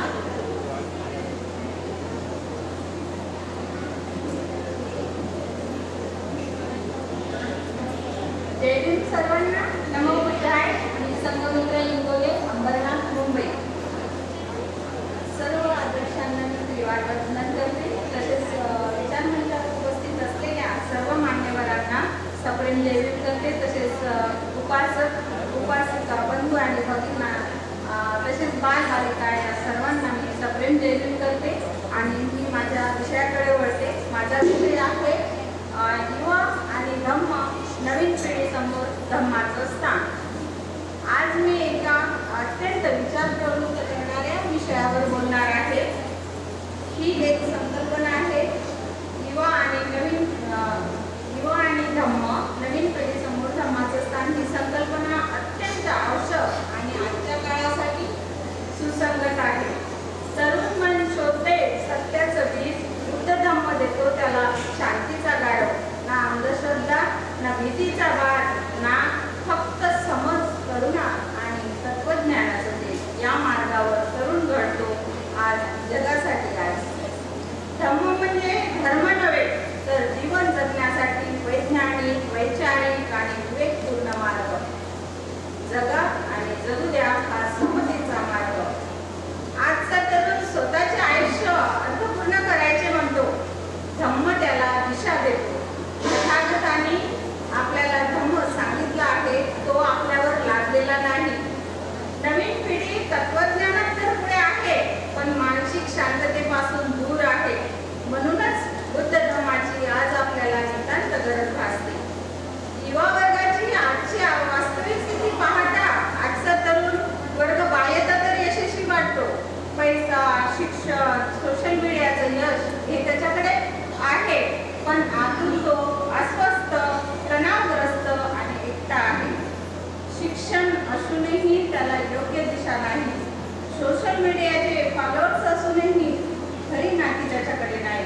यामागचं एकच मोठं कारण म्हणजे आजची अतिस्पर्धा.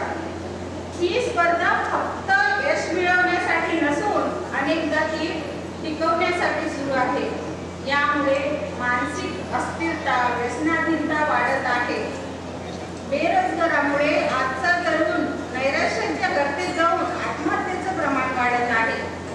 याच अस्थिरतेतून बाहेर पडण्यासाठी तथागताचा धम्म आपल्याला अत्यंत उपयुक्ती मार्ग आहे. तथागत बुद्ध म्हणतात की अपेक्षाचं दडपण झुगारून स्वतःचा मार्ग स्वतः निवडा.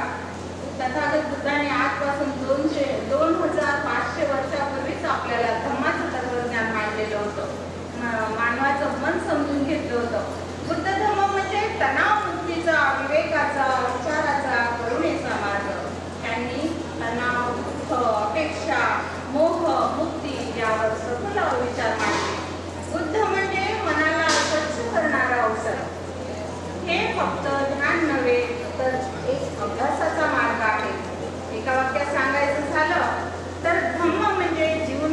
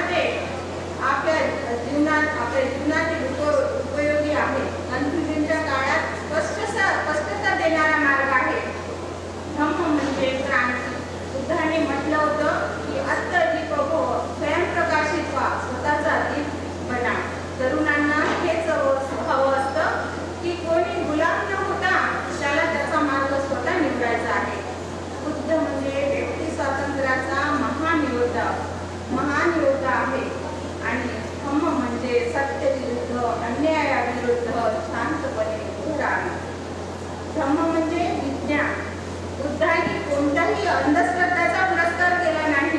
ते म्हणाले की कोणतीही गोष्ट परंपरेने आली आहे म्हणून मानू नका, तर अनुभव घ्या, विचार करा, पडताळा आणि मगच ती स्वीकारा.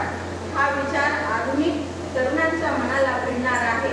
आजचा तरुण हा सायंटिफिक थिंकिंगला मानतो. बुद्ध धर्म त्याला पूरक ठरतो. धर्म म्हणजे समतेचा, धर्म, जाती, लिंग, पंथ, वर्ण यावर बंधनापासून मुक्त देणारा मार्ग आहे.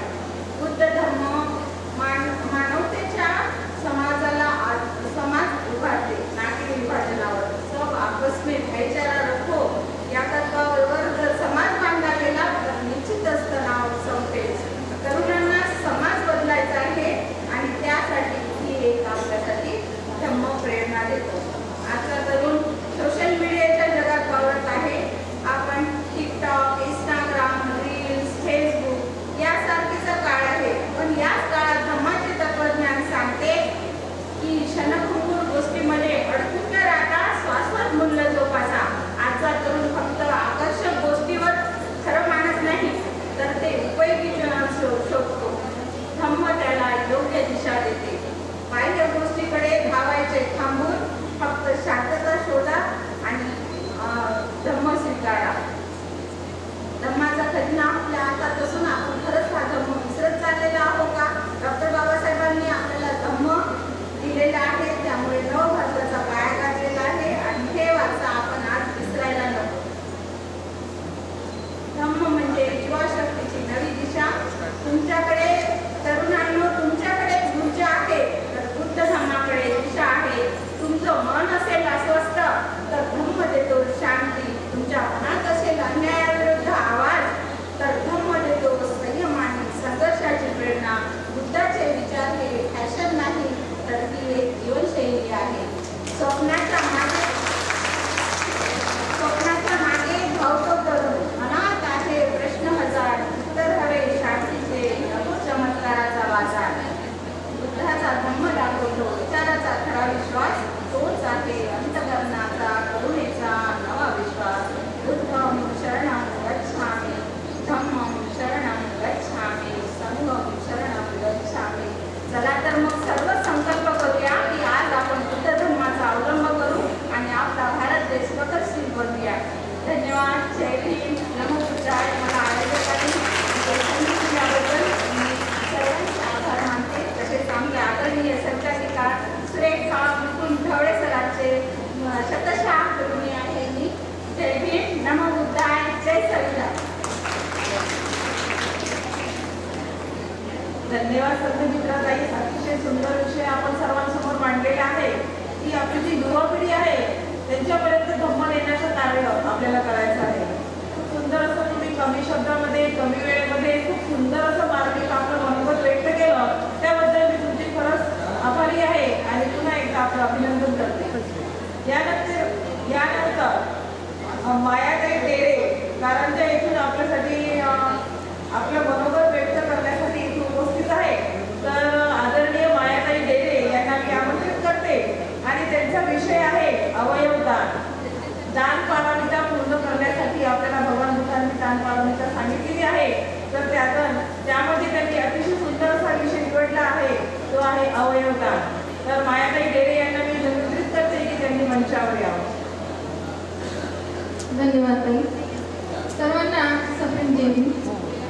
कपिल विश्वाला दुःखमुक्तीचा आणि शांतीचा संदेश देणारे महाकारुणी तथागत सम्यक समृद्ध तथागतांनी निर्मिलेला सद्धम्म आणि या सद्धम्माच्या वाटेवर आरूढ असलेला तथागतांचा श्रावक या त्रिरत्नांची ओळख करून देणारे भारतीय राज्यघटनेचे शिल्पकार भारतरत्न डॉक्टर बाबासाहेब आंबेडकर यांना तसेच अखिल मानवजातीचे कल्याण साधणाऱ्या आमच्या सर्व महामानवांना, सर्व स्त्रीरत्नांना मी या ठिकाणी विनम्र अभिवादन करते.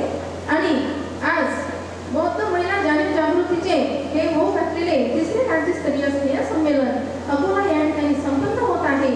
तर या संमेलनाला उपस्थित आदरणीय विचारमंच आमच्या सुरेखाताई ढवळे सर आणि या ठिकाणी श्रद्धाशील संपन्न सर्व माझे बंधू आणि भगिनी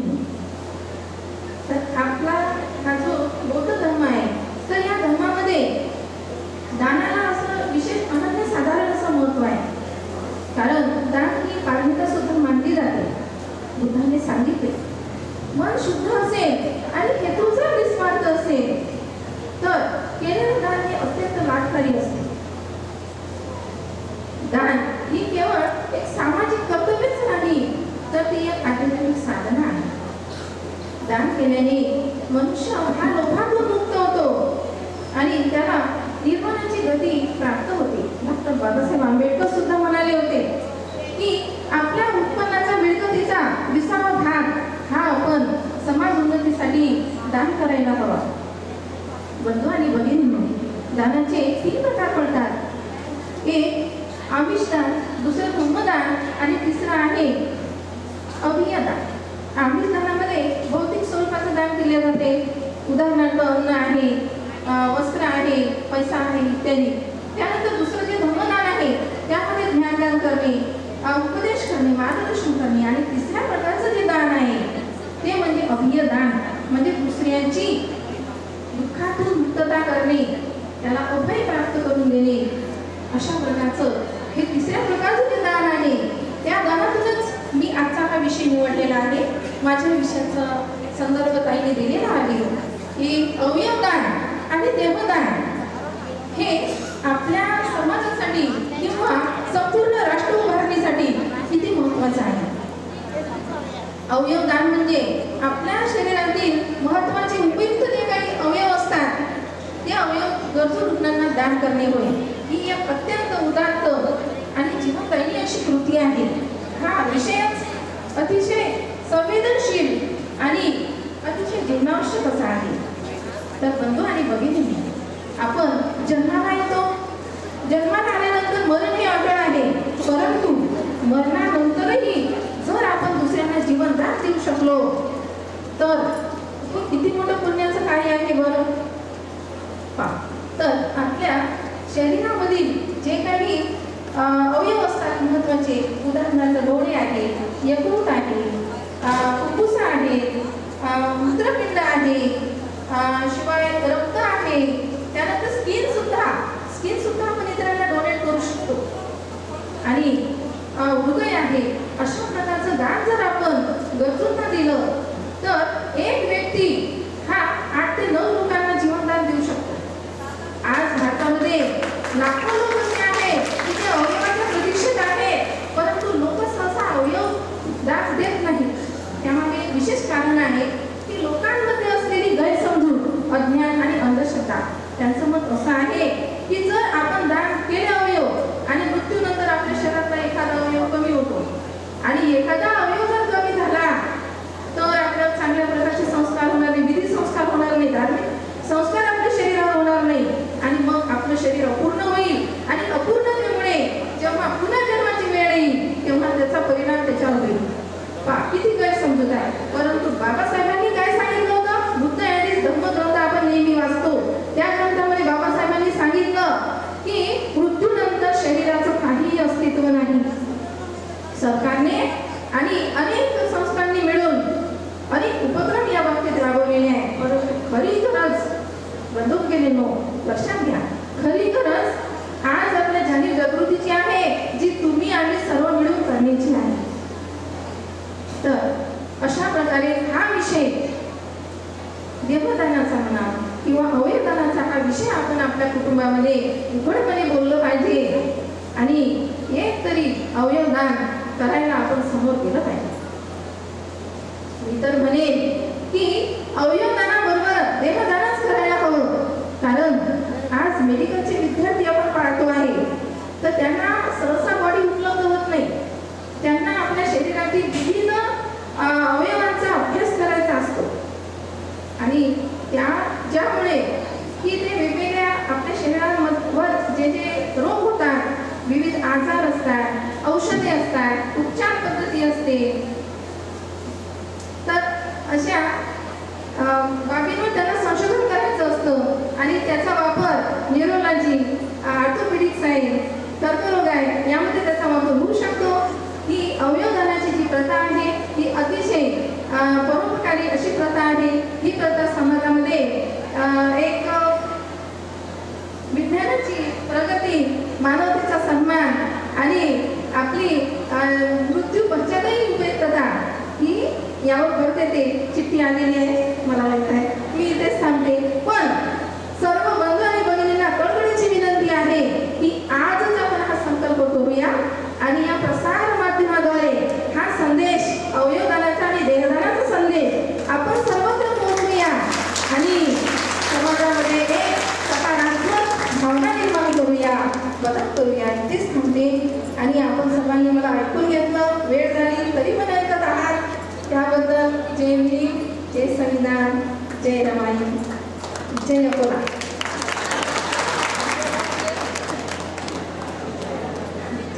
खूप खूप धन्यवाद मायाताई. खूपच सुंदर. म्हणजे दान पारमिता आपण ऐकलेली आहे, सर्वांनी वाचलेली आहे, परंतु अवयवदान सुद्धा तेवढंच महत्वाचं आहे हे ताईंनी अतिशय सुंदररित्या आपल्याला सर्वांना पटवून दिलेलं आहे. आणि त्यांनी आपल्याला संकल्प सुद्धा घ्यायला लावलेला आहे की आपण सुद्धा आपलं देहदान, आपलं अवयवदान केलं पाहिजे आणि खरंच केलं पाहिजे. म्हणजे आज आपण जिवंत आहोत, परंतु आपल्या मृत्यू पश्चात सुद्धा आपले डोळे हे दुसऱ्याला जर दिले आपण तर हे जग पाहण्याचं सौभाग्य त्या व्यक्तीला सुद्धा मिळेल. तर खरोखर ताई, मायाताई, खूप सुंदर असं तुम्ही आपलं मनोगत व्यक्त केलं आणि सर्वांच्या मनाला ते भावलं. आणि मी सर्वांच्या वतीने तुम्हाला माहिती देते की निश्चितच बरेचसे मंडळी इथून गेल्यानंतर आपलं फॉर्म भरतील आणि अवयवदानाचा आपला संकल्प पूर्ण करतील. पुन्हा एकदा तुमचे आभार मानते ताई. खूप सुंदर असं तुम्ही मनोगत व्यक्त केलं, वेळेमध्ये त्यांनी ऐकवायचा प्रयत्न केला, खूप छान. यानंतर पुढील वक्ते आहेत संजीवनीताई कांबळे, यवतमाळवरून आलेले आहेत ताई. आणि ताईंचा विषय आहे सम्राट अशोकाचा जीवनकाळ.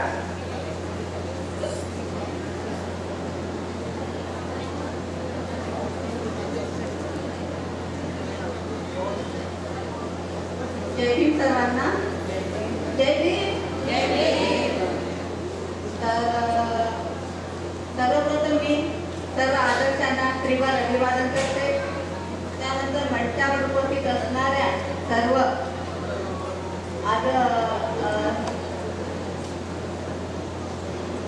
मंचावर उपस्थित असणाऱ्या सर्व मान्यवरांना मैत्रीपूर्ण जय भीम करते. तसेच आजच्या धम्मसंमेलनाला उपस्थित असणाऱ्या सर्व धम्म उपासिका आणि उपासक यांना सुद्धा मी मैत्रीपूर्ण जय भीम करते. आज मी सम्राट अशोक यांच्या जीवनावर माझे विचार व्यक्त करणार आहे, तरी सगळ्यांनी शांततेने ऐकावे अशी अपेक्षा करते.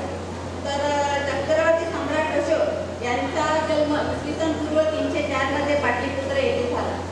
तर चक्रवर्ती सम्राट अशोक यांनी मौर्य साम्राज्याचा विस्तार केला, परंतु चक्रवर्ती सम्राट अशोक यांचे वडील म्हणजे बिंदुसार आणि त्यांची आई राणी धर्मा यांनी सुद्धा मौर्य साम्राज्याचा विस्तार केला, परंतु त्यांचे आजोबा चक्रवर्ती सम्राट अशोक यांचे आजोबा म्हणजे चंद्रगुप्त मौर्य यांनी सुद्धा संपूर्ण भारतात मौर्य साम्राज्याचा विस्तार केला. आणि चंद्रगुप्त मौर्य यांची आई मुरा असल्यामुळे त्यांच्या इतिहासात मौर्य हे नाव प्रचलित पडलेले आहे. तर चक्रवर्ती सम्राट अशोक यांनी जवळपास 24 वर्ष राज्य केले आणि त्यानंतर चंद्रगुप्त मौर्य यांनी सुद्धा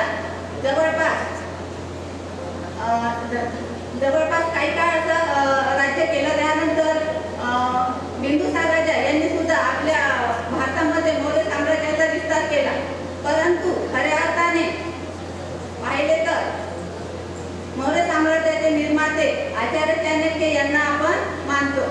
आचार्य चाणक्य यांना आपण विष्णुगुप्त आणि कौटिल्य या नावाने सुद्धा ओळखतो. आचार्य चाणक्य यांनी बिंदुसार आणि चंद्रगुप्त मौर्य यांच्या काळात प्रधानमंत्री म्हणून काम पाहिले आणि म्हणूनच त्यांना मौर्य साम्राज्याचे निर्माते असे म्हटले जाते. त्यांनी अर्थशास्त्र नावाचा ग्रंथ लिहिला आणि म्हणूनच त्यांना आपण कौटिल्याचे अर्थशास्त्र असे सुद्धा म्हणतो. चंद्रगुप्त मौर्य यांनी जेव्हा जैन धर्माचा स्वीकार केला, राजसुखाचा त्याग केला आणि आपली तलवार फेकून दिली, तेव्हा चक्रवर्ती सम्राट अशोक यांनी ती तलवार शोधून काढली आणि आपल्या जवळ ठेवली. त्यामुळे चक्रवर्ती सम्राट अशोक यांच्यामध्ये एखाद्या शिकारामध्ये जे गुण असतात ते गुण सुद्धा आपल्याला पाहायला मिळतात. चक्रवर्ती सेनानीचे गुण पाहून बिंदुसार राजाने त्यांना अवंतीचा उठाव करण्याकरिता पाठवले. तर अवंतीचा उठाव केला. त्यानंतर त्यांनी तक्षशिला, उज्जैन यासारखे प्रदेश सुद्धा जिंकले. अशा प्रकारे चक्रवर्ती सम्राट अशोक यांची कीर्ती संपूर्ण भारतात झाली. परंतु त्याचा जो सावत्र भाऊ होता सुसी, याला त्याची ती कीर्ती सहन झाली नाही आणि बिंदुसार राजाला सुमित, त्याचा जो भाऊ होता सावत्र सुमित, यांनी बिंदुसार राजाला चक्रवर्ती सम्राट अशोक यांच्या विरुद्ध भडकावले. यावर तोडगा काढावा म्हणून बिंदुसार राजाने चक्रवर्ती सम्राट अशोक यांना अज्ञातवासात पाठवले. त्यानंतर परंतु काही काळातच बिंदुसार राजाचे निधन झाले. बिंदुसार राजाचे निधन झाल्यानंतर परत राजा सुशील आणि चक्रवर्ती सम्राट अशोक यांच्यात रणभर लढाई झाली आणि या लढाईमध्ये चक्रवर्ती सम्राट अशोक यांची आई मारल्या गेली. त्यामुळे संतप्त झालेल्या चक्रवर्ती सम्राट अशोक यांनी परत पाटलीपुत्रावर आक्रमण केले आणि पाटलीपुत्र आपल्या ताब्यात घेतले. अशा प्रकारे चक्रवर्ती सम्राट अशोक यांची कीर्ती भारतभर पसरली. परंतु त्याची चक्रवर्ती सम्राट अशोक यांनी असंख्य प्रांत जिंकले. परंतु कलिंग हा प्रांत असा होता की तो अजूनही स्वतंत्र होता. कलिंग या प्रांतावर खारवेल नावाचा राजा राज्य करीत होता आणि कलिंग हा प्रांत सुखसोयीने समृद्ध असा होता. त्यामुळे कलिंग हा प्रांत सुद्धा आपल्या अधिपत्याखाली यावा असे चक्रवर्ती सम्राट अशोक यांना वाटत होते आणि म्हणून त्यांनी कलिंग प्रांतावर स्वारी केली आणि कलिंग प्रांत जिंकला. परंतु या प्रांतामध्ये भरपूर असा रक्तपात झाला आणि त्यामुळे चक्रवर्ती सम्राट अशोक यांचे हृदय परिवर्तन झाले आणि आपण कलिंगवर केलेला हल्ला, आपण कलिंगवर मिळवलेला विजय हा विजय नसून मानव जातीवर केलेला अनेक अत्याचार आहे असे चक्रवर्ती सम्राट अशोक यांना वाटले आणि त्यांचे हृदय परिवर्तन झाले आणि त्यांनी शांततेचा मार्ग अवलंबण्याकरिता बौद्ध धर्माचा स्वीकार केला. बौद्ध धर्माचा स्वीकार केल्यानंतर बौद्ध धर्माच्या प्रचाराकरिता त्यांनी आपला मुलगा महेंद्र आणि मुलगी संघमित्रा यांना सुद्धा बौद्ध धर्माची दीक्षा दिली. त्यानंतर त्यांनी आपल्या दोन्ही मुलांना श्रीलंकेतील अनुराधापुरम येथे पिंपळाची एक फांदी नेऊन लावण्याकरिता सांगितलं. श्रीलंकेतील अनुराधापुरम येथे पिंपळाचा ते एक लहान फांदी, त्याचा मोठं झालेलं वृक्ष आजही आपल्याला तिथे पाहायला मिळते. अशा प्रकारे चक्रवर्ती सम्राट अशोक यांनी भारतात आणि भारताबाहेर सुद्धा बौद्ध धर्माचा स्वीकार केला आणि भारताबाहेर त्यांनी प्रचार केला. त्यानंतर त्यांनी बौद्ध धर्माचा प्रचार करण्याकरिता तिसरी परिषद पाटलीपुत्र येथे बौद्ध धर्माची तिसरी परिषद पाटलीपुत्र येथे बोलवली. त्यानंतर श्रीलंकेतील राजाला सुद्धा त्यांनी बौद्ध धर्माची दीक्षा दिली. अशा प्रकारे चक्रवर्ती सम्राट अशोक यांनी बौद्ध धर्माचा प्रचार भारतात आणि भारताबाहेर सुद्धा केला. जे कार्य आता आपले सर करत आदरणीय सर करत आहेत तसं त्या काळी चक्रवर्ती सम्राट अशोक यांनी केलं आणि चक्रवर्ती सम्राट आणि मौर्य काळातील जे लोक होते त्यांनी सुद्धा केलं. परंतु चक्रवर्ती सम्राट अशोक यांनी आपल्या भारताला दिलेली सर्वात महत्त्वाची देणगी म्हणजे त्यांनी कोरलेले शिलालेख. त्यांचे हे शिलालेख सम्राट अशोक यांचे जे शिलालेख आहे त्या शिलालेखामध्ये सर्वात प्रसिद्ध असलेला शिलालेख म्हणजे सारनाथ येथील अशोक स्तंभ. तर या हा सारनाथ येथील अशोक स्तंभ हा 26 जानेवारी 1950 रोजी स्वीकारण्यात आला. आपल्या भारताची राज्यमुद्रा या सारनाथ येथील अशोक स्तंभावरूनच घेण्यात आलेली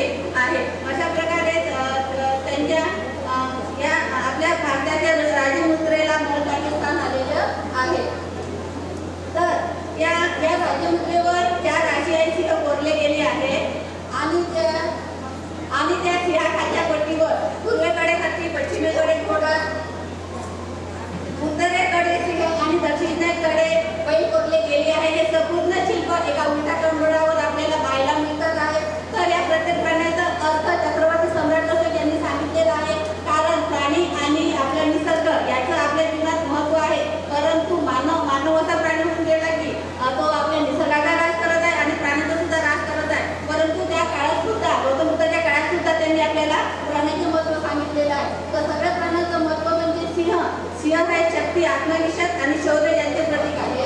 घोडा हे गती व ऊर्जेचे प्रतीक आहे. बैल हे कठोर परिश्रमाचे प्रतीक आहे आणि श्वेत हत्ती हे युद्धाचे प्रतीक आहे.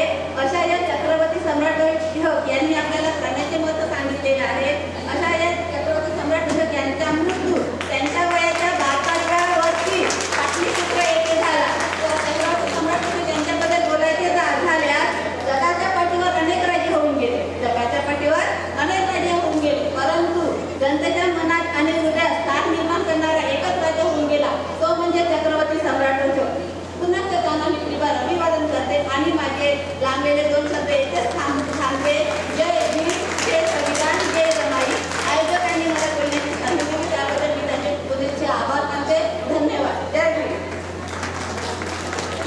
खूप छान ताई, खूप अतिशय सुंदर त्यांनी तयारी केली होती. न पाहता अतिशय न डगमगता खूप सुंदर सम्राट अशोकाबद्दल त्यांनी आपल्यापर्यंत माहिती पोहोचवलेली आहे.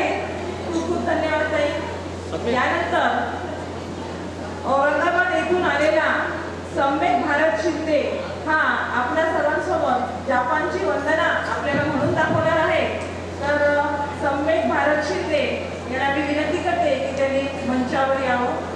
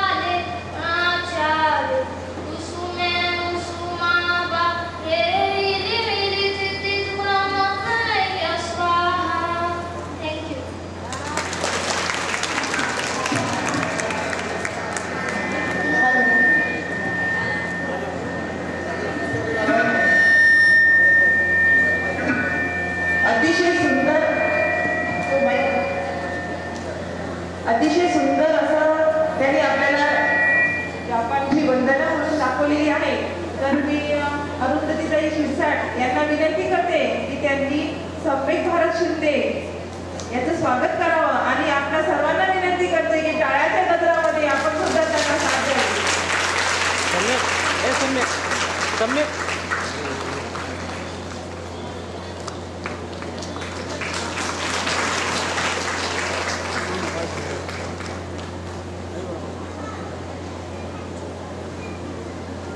सम्यकनी जपानची वंदना म्हणून दाखवलेली आहे आणि आपल्या सर्वांसमोर तो एक खूप मोठा आदर्श आहे की आताच आपण विषय हाताळलेला आहे की युवा आपल्याला धम्माप्रती ओढायचा आहे. जर घरात संस्कार असतील तर निश्चितच प्रत्येक घरामध्ये असा सम्यक आपल्याला पाहायला मिळतील.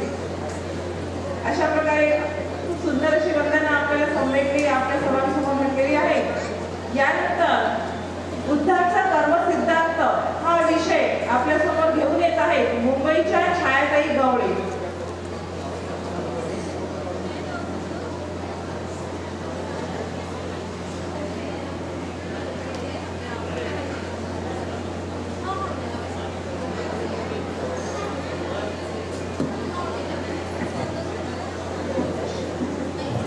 सर्वांना मैत्रीपूर्ण जय भीम. विश्वाला शांतीचा संदेश देणारे तथागत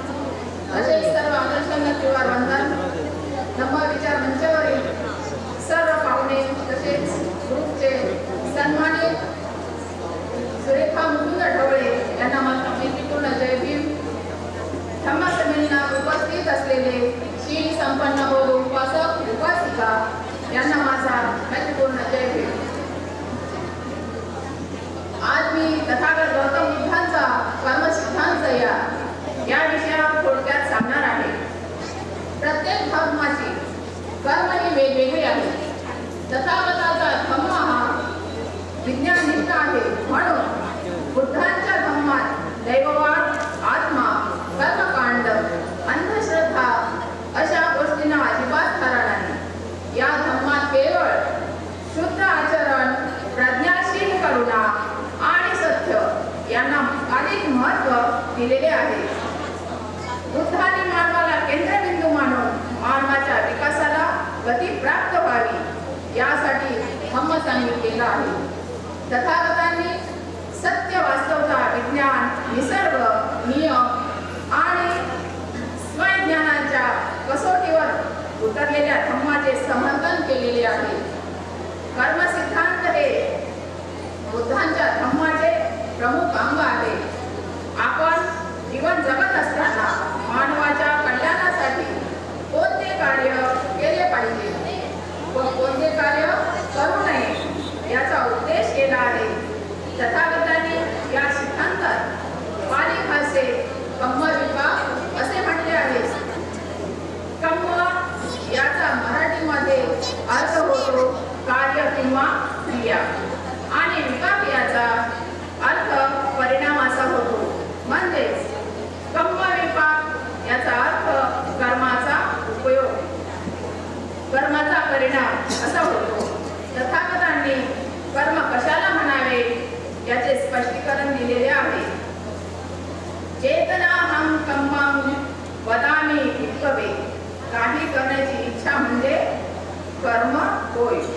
कारण इच्छा असेल तरच शरीराने, वाणीने, मनाने कर्म करू शकतो. तथागत म्हणतात माणसाची इच्छा ही स्वतंत्र असते, ती ईश्वर किंवा इतर घटकावर अवलंबून नसते. कर्माच्या हेतूनुसार कर्माचे दोन प्रकार पडतात, कुशल कर्म, अकुशल कर्म. कुशल कर्म यालाच चांगले कर्म असे म्हणतात. जे कर्म केल्यानंतर आपल्या मनाला आनंद वाटतो, खेद वाटत नाही किंवा पश्चाताप होत नाही, अशा कर्माला कुशल कर्म असे म्हणतात. कुशल कर्म यालाच आपण वाईट कर्म असे म्हणतो. जे कर्म केल्यानंतर आपल्या मनाला दुःख वाटते व त्यामुळे दुसऱ्यास त्रास होतो, तेव्हा ते कर्म अकुशल असे समजावे. जो व्यक्ती कुशल कर्म करतो त्याला चांगले फळ मिळते, त्याला सुख, समाधान प्राप्त होते आणि जो व्यक्ती अकुशल कर्म करतो त्याला वाईट फळे भोगावी लागतात. त्याच्या वाटेला दुःख आणि दुःख येते. म्हणून तथागत म्हणतात आपण कधीही पाप कर्म करू नये, सतत कुशल कर्म करत राहावे, कर्माचा संचय करावा, त्यामुळे आपले जीवन सुखी होते. तथागत असे म्हणतात कर्म हे जगातील नैतिक व्यवस्थेचा आधार आहे. कुठलीही अद्भुत शक्ती नैतिक व्यवस्था सांभाळत नाही, तर ती कर्म हेच जीवनाचे नियम करत असते. म्हणून तथागतांनी आपल्या धम्मात नीतीला मुख्य स्थान देऊन नैतिक व्यवस्था राखणे हे केवळ कुशल कर्मानेच शक्य आहे हे दाखवून दिले आहे. परंतु हे सर्व त्या त्या व्यक्तीवर अवलंबून आहे. कारण समाजात ज्या नैतिक किंवा अनैतिक घडामोडी घडून येतात त्या फक्त माणसेच करत असतात. माणसाच्या हातून जे कार्य घडून येते त्यात मनाचा फार मोठा प्रभाव असतो. मनात वाईट विचार आला तर वाईट कृत्य घडू शकते.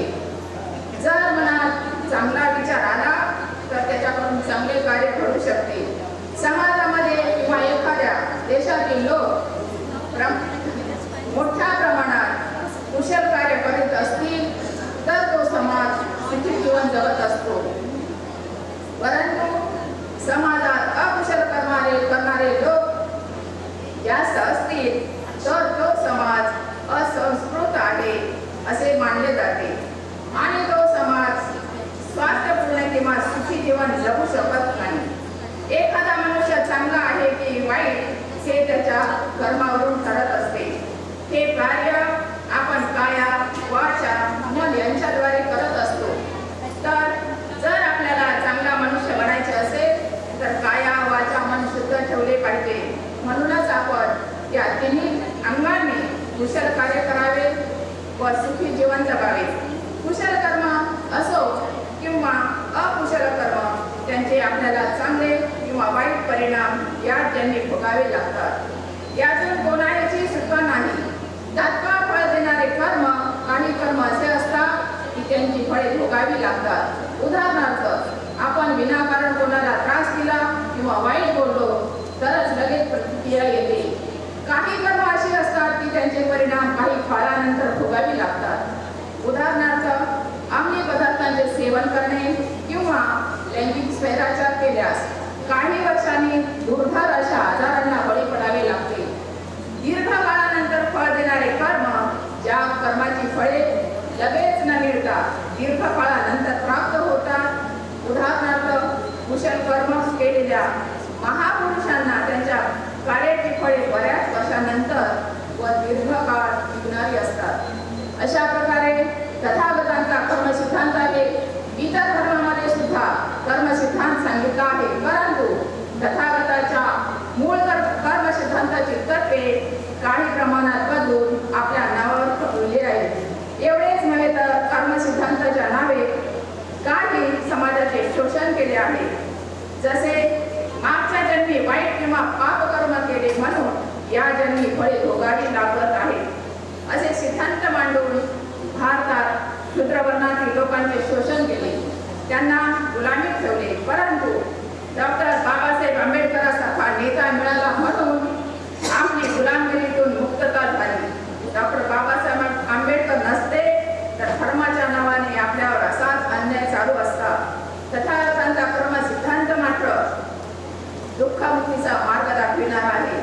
आपण सतत कुशल कर्म करून सुखी जीवन जगावे असा संदेश देणारे एकमेव मानव आहे.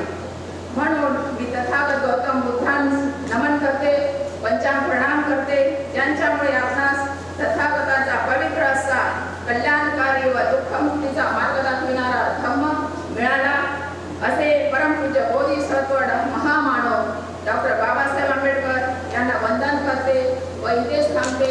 मला भाषणाची संधी दिल्याबद्दल आयोजकाचे धन्यवाद. आपण सर्वांनी मला ऐकून घेतले. आपले सर्वांचे खूप खूप आभार. नमो बुद्धाय.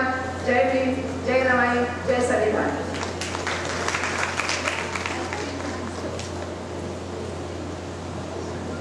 छायाताई मोरे, मुंबई यांनी बुद्धांचा कर्मसिद्धांत खूप सुंदररीत्या आपल्या समोर सादर केला. खूप छानपैकी त्यांनी विश्लेषण केलेलं आहे त्याचं. याच्यानंतरच्या वक्त्या आहेत पद्मताई प्रभाताई नागदिवे, संभाजीनगर. पद्माताई नागदिवे, संभाजीनगर. पण त्यापूर्वी आपल्याकडे एक छोटीशी मुलगी आलेली आहे.